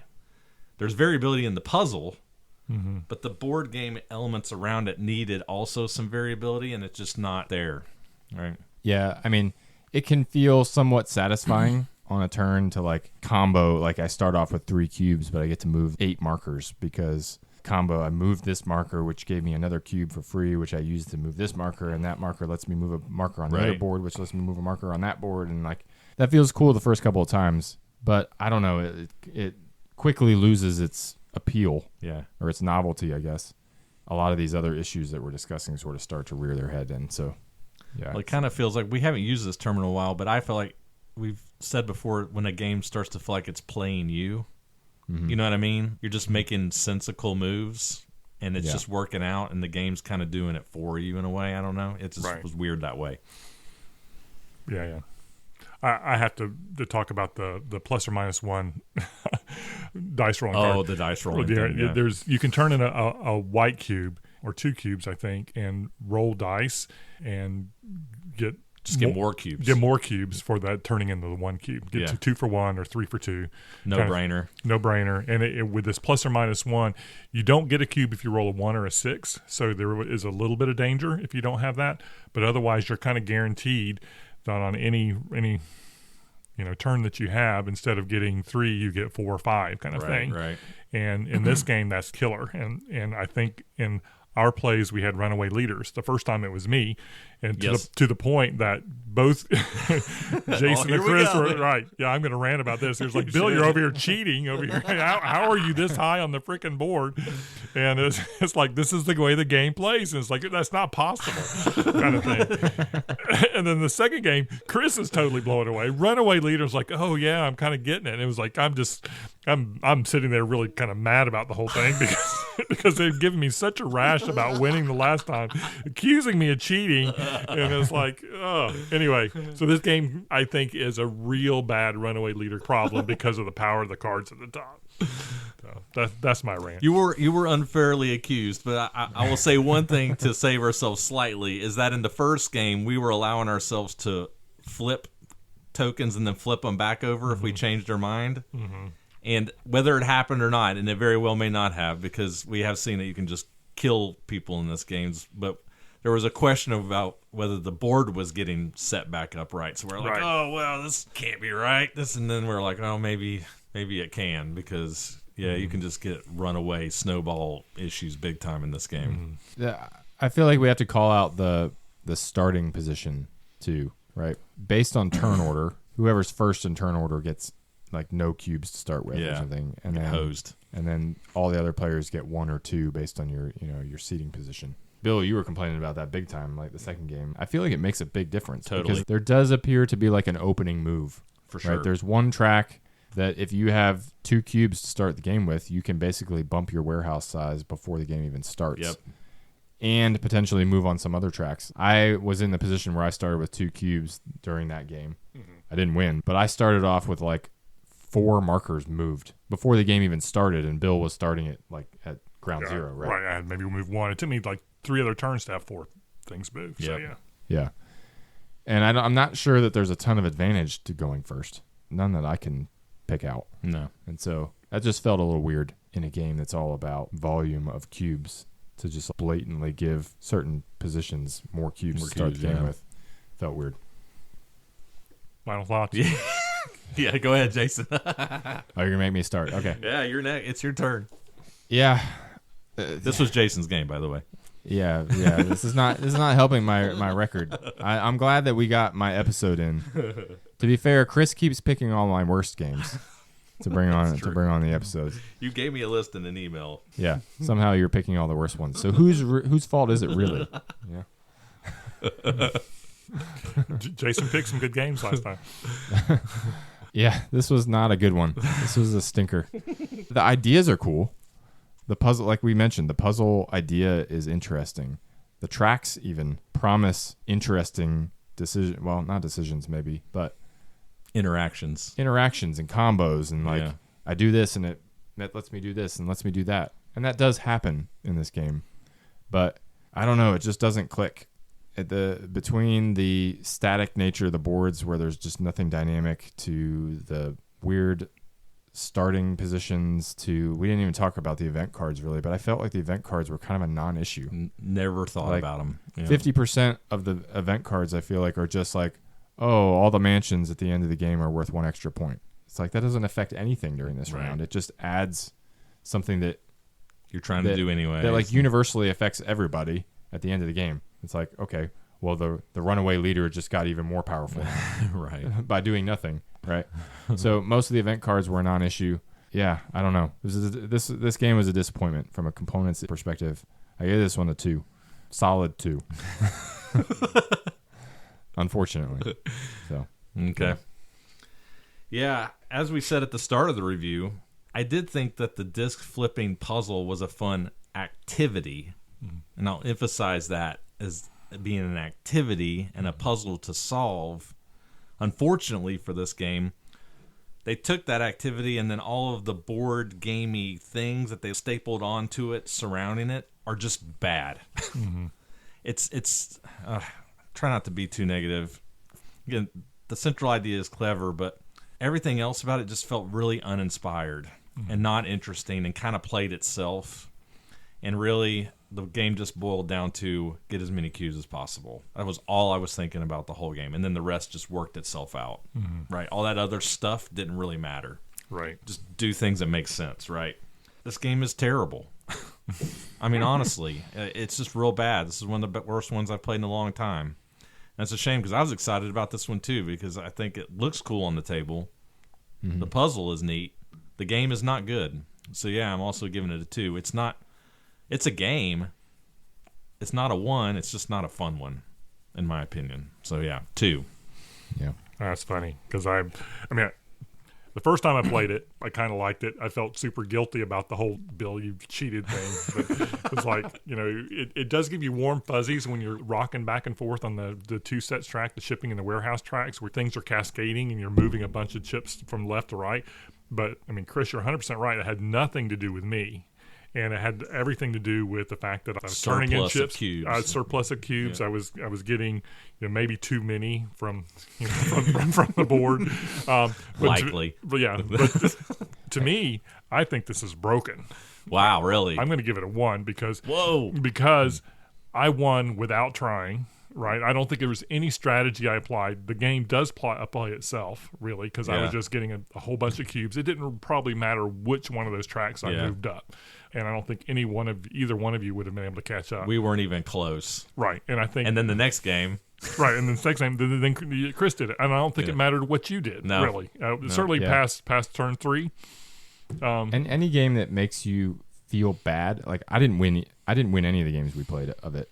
But any game where you start to feel bad when you're winning, right? Because you're like, it did not feel good. I mean, I don't know why I'm, Chris. I think you made it to the end of almost every single track, right. And like I was like, I think I had like 115 points, and the next closest person had like 40.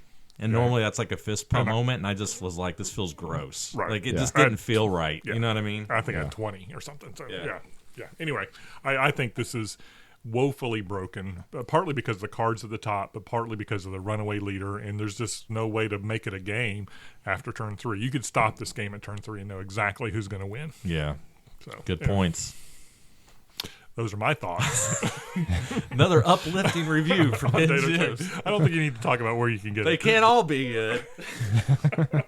In our defense, this one's actually from 2019, so there's that, right? See, we need to just get back into the 2012 wheelhouse, right? There you go. Yeah. When all games were good. All right. So where can we find it? There are no copies on Noble Knight, and there's only 1 copy on the BGG Marketplace. So rare, hard to find. You're safe. There's a copy available from Hidden Gems at a hefty discount. That's right.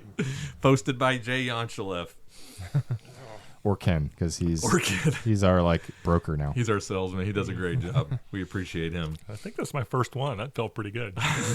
Really? I did, yeah. It's been a while since we've handed out a 1. I will say, even though I do stand by my 2, I get what you're saying, and then even thinking about your point about how you dominated in one game, and then the other game you got absolutely annihilated, and theoretically you should get better with each play, it kind of speaks to the fact there might be something wrong with the game, right? Because that shouldn't happen. You shouldn't go from like complete crushing to the complete opposite end, and it's not really like you did anything different. It's like the game dictated that to happen. So it does make you wonder if something is just wrong with this from a design standpoint, right? Yeah. It's weird. Yep. Well, those are our thoughts on Dadaocheng.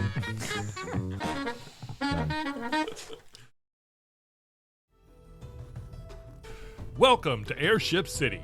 Electing to make a new home among the clouds? humankind has assembled a variety of airships to provide utilities, thereby creating Airship City. However, this newly created city lacks both a means of transportation and many other vital public facilities. As airship engineers, you will gather materials to build airships, public facilities, and complete contracts to further the development of Airship City.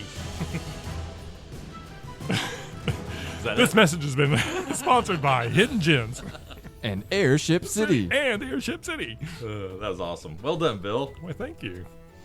Kind of had like a Bioshock feel to it. I like that. This guy's going for Fallout. Fallout. Yeah. That's right. You've been watching that. I've been watching Fallout. I've seen it all the way to the end. Okay, yeah. Have you not started it yet? Not yet, no. Oh, it's really My good. oldest son has watched it, and he's like, "Hey, have you ever heard of Fallout?" And I was like, "Yeah, Bryce, I've heard of Fallout." That's right. In the early days when it looked like Diablo.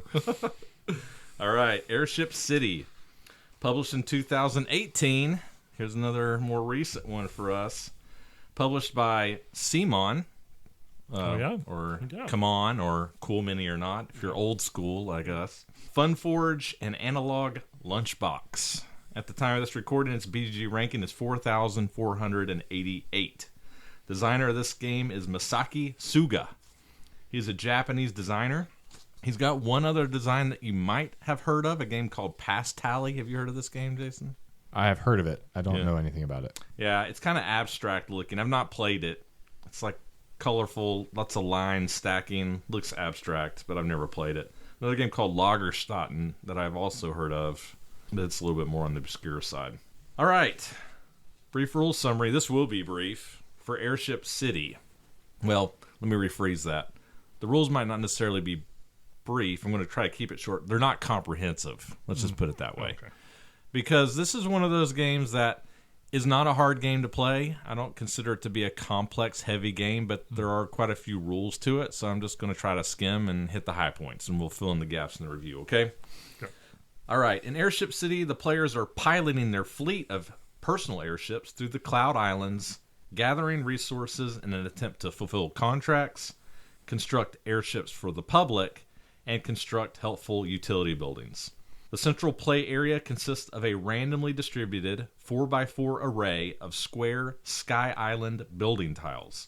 The players will be moving their personal fleet of airships, which are little cardboard chits, back and forth between these tiles in order to collect resources and or build certain structures.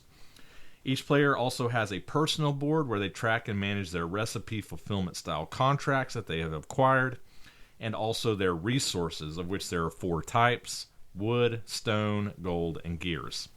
There is also an economy sideboard and a donation sideboard. We'll talk about those later. On each player's turn, they will activate their crew of airships. When you activate your crew, you will take each of your airship tokens and move them onto an orthogonally adjacent tile. When your crew lands on a tile, you get to take the action associated with that tile. It's as simple as that. We'll talk more about the actions in just a moment. It's important to note that you cannot land on a tile where one of your ships is already located. So what happens if you try to do that? Well, you move through your ship, and you can do this kind of in like a chain if you've got 3 or more ships, where you land on the space where your ship currently is, and then you move from that tile onto another orthogonally adjacent tile from there. So you're kind of like going through it.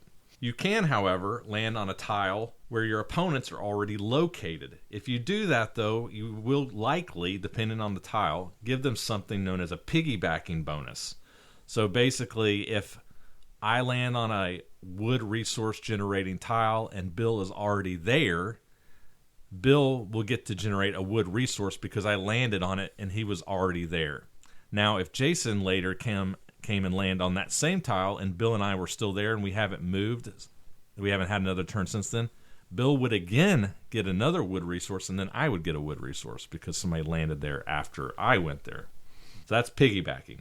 Importantly, you can also manipulate the game board to reach desirable tiles through the spinning of gear resources. So, as I mentioned in the setup, this central area is a 4x4 grid of square tiles. So what you can do is you can spend one or more gears to slide a row or column in any direction, which will cause a tile to fall off one end. So let's say I slide a row to the right. One tile will fall off that end. So what you do is you pick that up and you move it back to the front of that line. So it like moves over. And the reason you would do this is to bring certain desirable tiles closer to you to where you can actually reach them with your airship, right? If you're trying to get somewhere that would be hard to reach otherwise. But it's important to note that gears are also used for other things like building airships, and you might need them for that. So you have to kind of make that choice. Now let's talk about just a few of the locations. So as mentioned, there are resource generators. So you land on a spot, you generate some wood or some stone or a little bit of both, things like that. There's one spot on the board, which is the Guild Hall. This is where you can buy a new ship to add to your fleet. So everybody starts with 2 airships, but if you go here, you can add a 3rd and even up to a 4th. But it's expensive. It costs 10 gold to do this, and that's a lot of money in this game. Money is tight. It's a lot. Okay, so that's something you have to think about. There's something called the Lighthouse that lets you do a free double shift on the board without spending gears. Markets are where you can take contracts. Again, these are recipe fulfillment style things where you can spend combinations of resources just to score points and get money. And then finally, the last one I'll mention, there are more than this, but the last one we'll talk about because this one is important, is the shipyard. So the shipyard lets you build an airship which you can donate to the public. Okay, so I'll make a distinction here. There are airships that you construct at the Guild Hall, which increases basically your number of workers, your fleet that you move on the board. But if you go to the shipyard, you build another type of airship. It's not a worker you use. It's basically something that you donate that will either give you money or you can donate it to give you basically discounts on other actions. So the shipbuilding action can get cheaper, or other types of actions get cheaper and cheaper the more that you basically build that type of airship. That's all I'm going to say, because I could go way more and it's just going to fly right over your head. No offense, listeners, we love you, but Pun intended. We'll fill in the gaps in the review. That's where I'm stopping. I think it's good enough. It's a good spot to stop. Yeah. So that's generally how you play Airship City. Okay, so a lot of places we could start here, but I think a good place to start is on that central board. That's where the action is happening, right? And there's a lot of things going on there. We can talk about piggybacking and the different location tiles, but there's one thing about the movement, either moving through yourself or even more specifically shifting the tiles around. How did you feel about how that played out from a planning standpoint and a gameplay standpoint? Did you find it interesting? How did you feel about that part of the game? Yeah, I did. I found that there was more strategy there than I thought there was going to be just looking at the board, because, for instance, somebody else moves the board and your pieces are generally together, which is a good thing, because when they're together and they move through, that just gives you an extra space in any one direction that you can go and get resources, which can be huge, right? Because there may be something that's just out of your reach. But but once, if you're going around in a pack, it's just kind of a good strategic way, I guess, to move around the map. But sometimes somebody will decide that something's not near them. They'll move the map, and all of a sudden your other airship is not in reach again. Isolated. Isolated. Yeah. So you have to like rethink, okay, how do I move the board to get them either back or get the resources that I need or whatever. And it was a kind of a fun and interesting puzzle, I thought. Yeah, I would agree. I think this game is very much about resource management. Yeah. Because resources are really tight, and everything costs resources. Building ships costs resources. Building the monuments or buildings or whatever, which is, I don't know if you mentioned that. It's like an end game kind of scoring thing where you build these super expensive monuments that just score lots of points. And then there's things you can unlock that score points on your resource tracks and things like that. So resources is a huge thing, and I found it a cool balance between managing resources, especially like the gears, right, that allow you to have that extra flexibility on the board with also trying to accomplish the goals that you have that might require those same resources. So yeah, it was a fun puzzle. One thing I want to add Yeah, go ahead. is that sticking around other people was kind of an important part of it too, because you want to be able to piggyback, because there's a lot of resources. Like you're saying, resources are super important, and sometimes you might find yourself isolated if somebody moves something and you're like ended up away from everybody else. That can have a huge impact on you later. So a lot of it is like figuring out, how can I move with the pack so that if I land on something, I just have a better chance that they're going to land on me, and I'll get my little extra bonus. Totally. Yeah, this is not a game where you want to be by yourself. Right. You won't win that way. Yeah, and if you get separated, you need to be thinking about how do I get back with myself so I can chain through myself and just hopefully get some of those piggybacking bonuses, which are, in my opinion, quite huge. And I'll talk more about that later. But I will say what Jason was saying, which I totally agreed, is that I do feel like in a pretty long game, I did feel like every resource mattered. And so I don't know if I made this clear in the rules, but gears are not just used for manipulating the board. You also use them to fulfill contracts and to build airships. So my philosophy was spend as few gears to manipulate the board as possible, right? Right. While it is cool and it can be helpful, is it better than just hanging onto that gear and using it to build something, right? Right. And so that was always something I was thinking about is, do I need to spend this gear for that, or can I just use it to score points in some way, right? And there was some thought there, right? Because like I said, you don't want to get yourself in a bind where you get separated from yourself. And so, yeah, there's things to think about there, for sure. I thought the shipbuilding decision was an interesting one in that. Which shipbuilding? So the commute, well, both, Yeah, actually. right, yeah. But Okay. I want to start with the shipyard shipbuilding. Yeah. So these public ones, not your worker pool. Because when you build one of these, you have a choice to make. You either put the envelopes on the board, like you mentioned during the rules explanation, which kind of gives you these discounts. Yep. And then even that decision is nuanced in terms of depending on which type of ship I build. Yeah. Whether it's a wood ship or a metal ship or 9 a different gold kinds. ship. Yeah. You know, and what complexity level of ship I build gives me discounts on different actions, right? And then you could continue to build that type of ship and increase that discount even further. Or you don't get any discount. You don't put an envelope out on the board and you just sell the thing Yeah. for gold. And gold is incredibly important. Totally. One of the reasons is that it is the primary resource you need in order to build more worker ships, but it's also used for other things. I thought that was a really interesting decision point of, do I focus on getting the discounts? Do I focus on getting money? Because really contracts and that ship sale stuff is really, I mean, there are a couple other minor ways, but it's really the only way to get gold in the game. Yeah. And so you have to generate it somehow. And so I thought that board was pretty interesting. All the different discounts you can go for.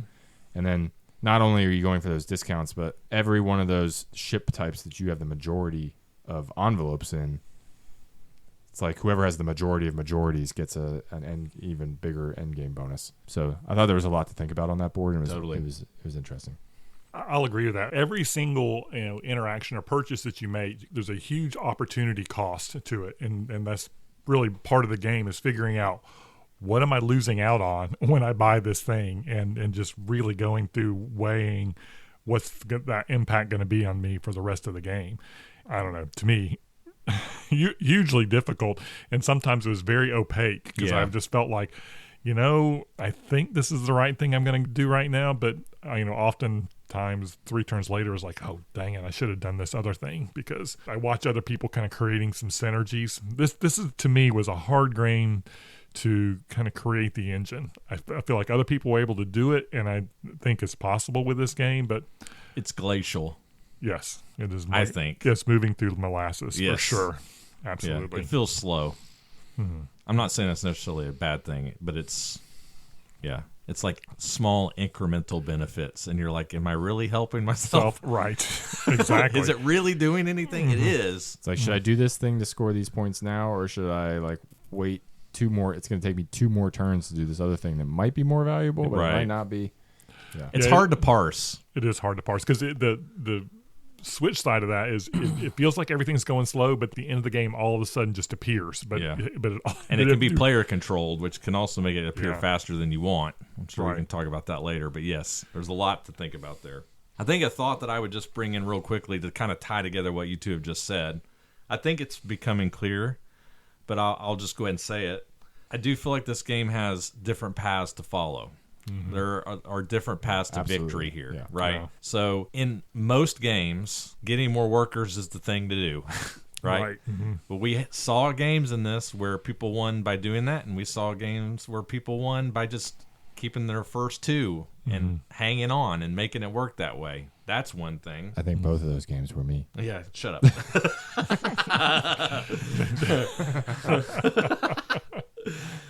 All modesty aside. Do you try to build airships and get the discounts like Jason was saying? Now, Jason did win those games, and what was interesting about those games too is one of those two games, I came in a close second. I'm not saying that to save face, but I'm trying to make a point, is I didn't build one thing on that board the whole game. It's this big sideboard, right? And it makes it look like you have to do this. But I don't think you built anything on that in either of those two games.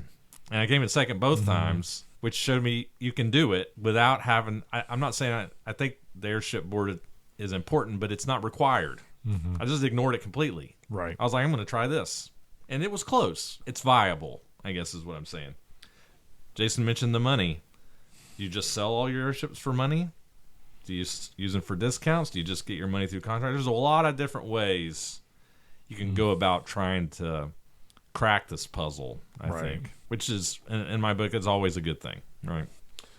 All right. So some good things. Let's move into cons here. What did you guys think? What did you not like? For me, we've kind of touched on it. It just the game felt slow. It felt like, I don't know, and that it's a lot of turns. A lot of turns, and I almost think like crawling through glass, but I do. It just felt like I'd been through something, or it was just. It's not even necessarily the warm fuzzy thing. It is, and maybe you said it that the results of what you've just done are just slow to manifest. So you don't have a great feedback loop sometimes on what you're doing and is it going to work kind of thing. Right. I'll call out two things. I think one would be just AP. Similar to Dadaocheng in that it comes to your turn and you can't really think about much before your turn and you're just staring at the board trying to figure out this puzzle. This one is not quite the same in that I feel like you can, to a degree. Ken would probably disagree. He was claiming the whole time, was like, I can't think about my turn at all before it's my turn because there's nothing to look at. And it's all going to be different. I don't think that's entirely true. I think that he has a point. Yeah. But I think that, I was generally able to, look ahead and be like, okay, well, I think I'm going to try to do this. Right, the board might change, but I think I'm going to try to do this. Either way, that is still a hard thing to figure out. And it would still consistently come to people's turns, and they're, grinding away. Especially if you go with the multiple airships route. Yeah, the more airships you have, the more you have to think about. Right. The more permutations of moves you can do. And so there was a lot of downtime, it felt like, of just staring at somebody, staring at the board, waiting for them to figure out how they were going to move their pieces. And then they're like, oh, no, wait, but okay, I did that. Now I have to take this back because I actually meant to do that because I need this thing over here. I forgot I needed that. And I was doing it too. So I'm pointing at myself in that. I'm guilty. So that would be one thing. I guess the other thing might be that while we talked about lots of paths to victory, this is hard to explain because there are a lot of paths to victory, and I feel like you can try them all. Yeah. But it's like once you've tried them all, I question if this would settle into a similar pattern of well, I've tried these different patterns. Totally agree. Why do you think that? I don't know. Shouldn't have put you on the spot. Yeah, like that. Because there's no variability. I think that's what I was getting to. Right? Yes, right. It's generally all the same. There's the same paths it's solvable to try. At some and point. It can be I'm going to start out this game and I'm going to try to ignore this entire thing and see if I can win. That's one thing to do, right? And that's what I did the second game. I was like, I'm not going to build any airships this game and see if I can pull it off. And I managed to, but whatever. It's more of well, now that I did that, unless next game I'm I'm going to try this strategy and see if this works. That only works for so long to be entertaining. Eventually you're well, if I want to win the game, then this is what you do. Right. Or this worked for me last time, so I'm going to go with that again. And there's not much variability other than the arrangement of the board and what that's other players the only do variability that impacts anything beyond that. So yeah, I totally agree. I call this the Kingsburg effect. I always mention this because this is one of the first games Jason and I played when we got into the hobby, and we used to love Kingsburg. And Kingsburg has fallen a lot for me over the years because we played it so much that we just found an optimal pathway of order of buildings to build that seemed to be the best. And that the reason for that is if you're not playing with the expansion, I hear you people that are saying expansion. If you're playing the base game, there's no variability, so you just find the way. I think this game is complicated enough that it will take you a while to figure that out. It might be 6, 7, 8 plays, which by today's standards is pretty good. So, that might not be a deterrent from you because how many people play a game 7 times these days, right? Right. But I am pretty convinced, I agree with Jason, because there's no variability in all the sideboards and all the different things, that there is an optimal path to proceed somewhere in this game, and you will figure it out once you've played it enough, and then you'll just do the same thing every time because you figured out what's best. I think that to be true. You don't think that will be influenced by other players' strategies and what they're doing that would like jam on your vibes, that would make you change what your strategy is? Like where they're putting their envelopes or how they move the board and what resources you have available to you? I see what you're saying in that. I mean, even the variability of the board setup at the beginning and what contracts come out first, like there is variability. I guess it's unfair to say that there's nothing because you are impacted by like, okay, well, you know. I mean, the contracts don't do a lot though. Well, yeah. I mean, it's like 5 gears maybe instead of what 7. contracts are there combined with like what is within reach based on where you start on the board. I don't know. There is a little bit of variability there, but I guess my point is I don't know if it's enough to drastically change. Yeah. Let me put it this way. Here, I'll give you a hypothetical. Is there anything that you can think of, if you were to sit down right now and the 3 of us were to play Airship City and you were to look at the initial setup of the board, that would point you down one pathway or another? Oh, absolutely not. Or would you say, tonight I'm going to try airships because that's just what I'm in the mood for, right? Yeah, more of that. There's nothing in the setup that dictates what's the best way to proceed, and in my opinion, that's a fatal flaw in board game design. That's why I like games like Kingsburg and Dominion, because I assess the board state before we even take any turns. What's that? Not Kingsburg. Kingdom Builder. Or Kingdom Builder. Builder, Yes, right. thank you. Not Kingsburg. Kingdom Builder. And then I plot a path. If I ever sit down and I think, I'm going to try this tonight, just because that's what I'm in the mood for, that's a fatal flaw for me. I just don't like that kind of thing. Yeah. Maybe that's just a me thing, though. I don't disagree with you, but I do feel like there's some level of looking over and saying, oh, okay, Chris has a whole bunch of wood over there. He could, buy this monument over here in the next 2 turns. That's going to affect what I do so that I end up adjusting whatever I'm going to do so I can get this other monument so I don't have to compete with you kind of thing. Or I'm going to go after that monument too and try to block you out of having the, No, I agree. And sitting here thinking about my thoughts, I might be being too rigid. I just, for the first third of the game where you're deciding the path you're going to take, I like either the hand of cards that I have or those things, leveraging them for me to make a choice to go a certain direction to try to achieve victory, other than I'm going to just do this tonight just because why not? I have nothing else to go on other than the fact that I haven't tried this before. Let's see if this works, Just don't like things like that. One thing I have to mention, and this might be why I feel like I do about these points we just made, I have to talk about the piggybacking for just a second, okay? Oh, yeah. And I'm sure people are probably going to disagree with me on this, but man, I really did not like this. Oh, really? Okay, I did not. This piggybacking mechanism, I'm going to try to explain it in a way that makes sense as to why I did not like it. Because there is some strategy here in the fact that you said, Bill, you can't go off by yourself, and you're totally right. You want to try to get the benefit of that piggybacking as much as you can because it's just resources you're getting for free, basically. Somebody goes where you've gone, they land on you, you're getting stuff, and that's great. And it almost makes it sound like it's like a shared incentives thing, right? Like you go somewhere where somebody else wants to go, and you get a thing, right? And that's true, but what makes it hard, you can't really plan for it because it's turn to turn. So what I mean by that is I know Jason wants wood at some point. I know you want wood at some point. Right? Y'all are not on wood right now. Y'all are next to wood. I'm like, I'm going to jump on wood right now. But there's no way to know that on your next turn, you're also going to land on wood. You are at some point, but it might be the turn after that one. Right? Mm-hmm.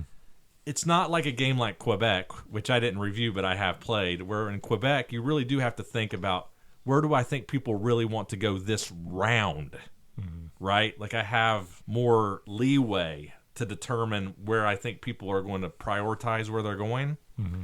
Whereas from turn to turn, there's too much variability between players to really know what you think people want to do. So you just try to go where you want to go. So what am I saying here? I'm saying I think it's random, right? I think sometimes you're just going to get the benefit of the piggybacking bonus. Sometimes you're not. Right. And I think sometimes some people get it more than other people, especially at the start of the game. I think the start player will get that benefit a lot because he's going to go to the best spots, and it's hard not to follow him on there, right? Right. And so I guess what I'm saying is I just felt like the piggybacking was just the random awardment of resources without a lot of thought behind it other than don't get too far away from the group. I just didn't like it. I actually really, really disliked it a lot. I was trying to make that clear. That's funny because, I mean, it didn't bother me that much, but I mean, it was just other than the fact that sometimes I found myself because I was chasing resources away from the group and I was like, oh my gosh, I got to get back. So at least I have a chance. And it was, I don't know, somewhat frustrating to see other people go on other people. And I'm like, right there, you could do me too. Right. But I don't know. It just didn't bother me that much. It felt like it was an add-on to try to keep people engaged in between turns when you're sitting there staring at the other person, staring at the board, trying to figure out their moves. But to your point, I think, the strategic element of it is just not there. There's no way to leverage it strategically. Right. You either benefit from it or you don't. Right. Did I just get lucky that other people happened to go to a spot I wanted to go to this turn? Right. Can't plan for it, right? Yeah. Yeah, I don't disagree. Okay. All right, we'll kick us off with final thoughts then. All right, it's Wrap me. this thing up. Okay, so Airship City, so conflicted on this game. This game, I don't think does anything revolutionary. You might be saying to yourself, like, well, the tile shifting is kind of unique, but it's really not. We've played a few games like this. Docmus comes to mind for me, I think, is a game that's really cool. That has this kind of tile shifting thing. This game is pretty by the numbers. Felt familiar, nothing I really hadn't seen before. Again, that's not necessarily bad. I think it does those mechanisms really well. I like the planning involved of, I need to move here to get this so I can fulfill this contract in time to go here to go do this. There's a lot of planning, and I usually like planning. Right.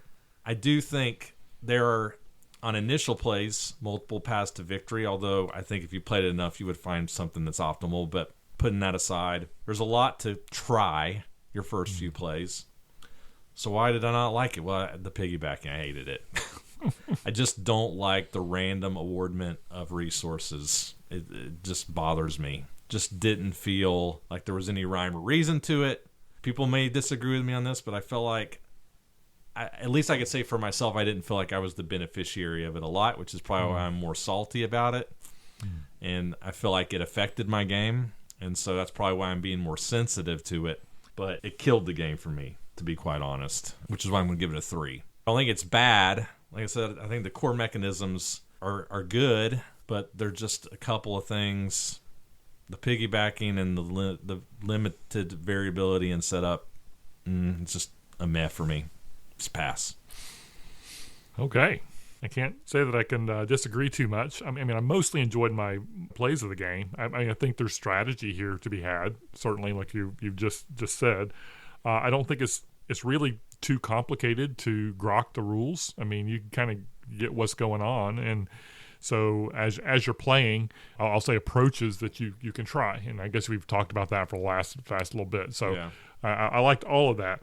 However, I don't know. There was just wasn't any real dopamine hits to me during this game. Like, things just manifest really slowly. Like, you can plan for things, and then I don't know. It never really felt like I was getting much. Even the contracts, you don't get much gold. I mean, it's just a real trickle in for things.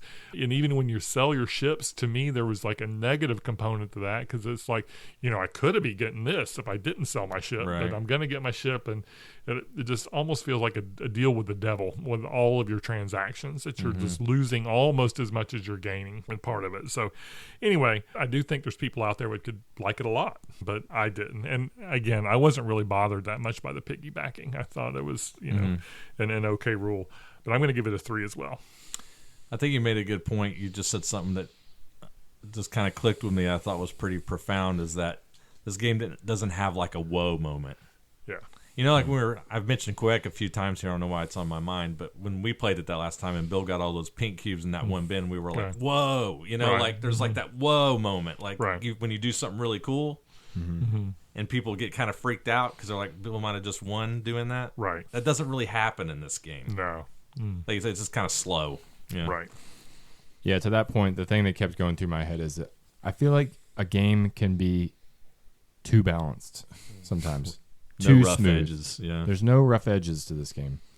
And in one sense, that's impressive, right? To come up with a design like that it just works so well and all the gears are oiled and everything is moving smoothly. But it takes some of the thrill off of a game when everything is just super well balanced. There's a couple different paths to victory. Try whichever one you want.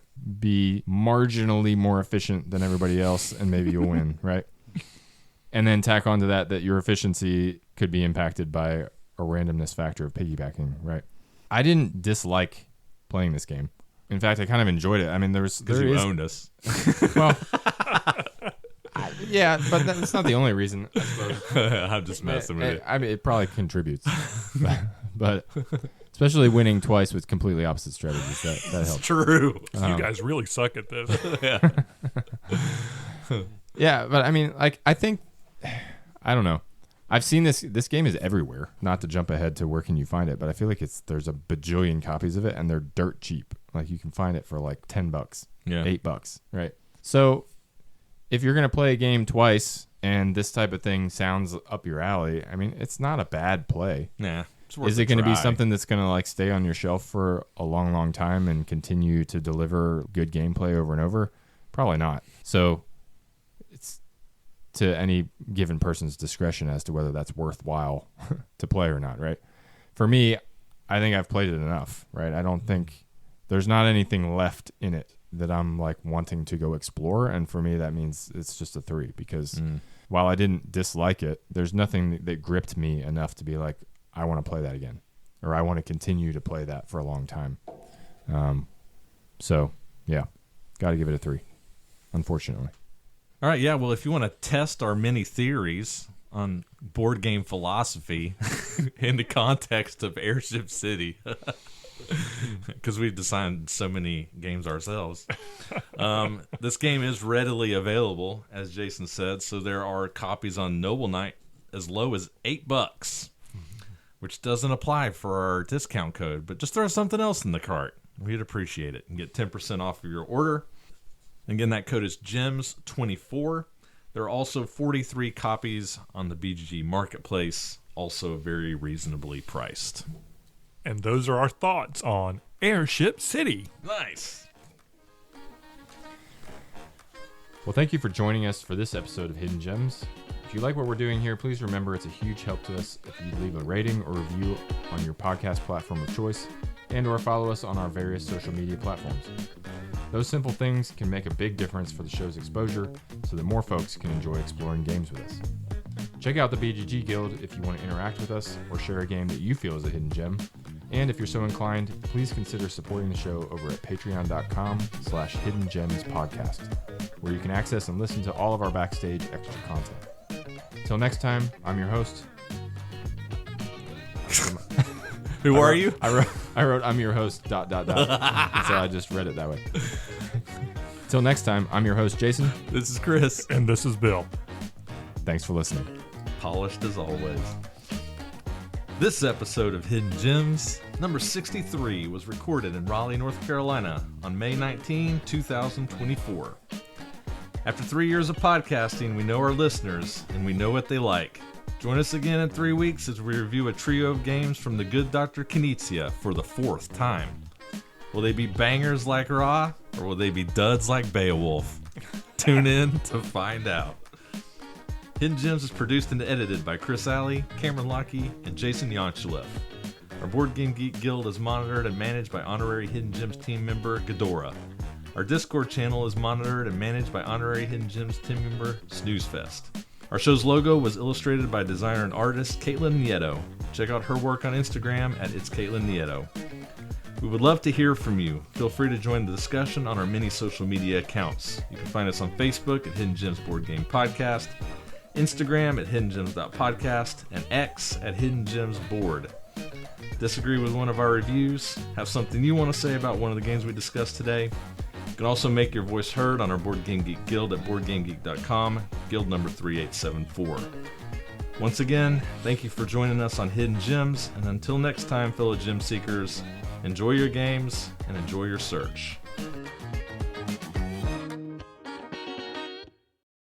tune in to Hidden Gems After Dark to find out if Bill has put Kingdom Builder in his top 100. I love it when you call it After Dark. You can find out the romantasy, the real deal. Bill's top 5 romantasy novels with dragon lust.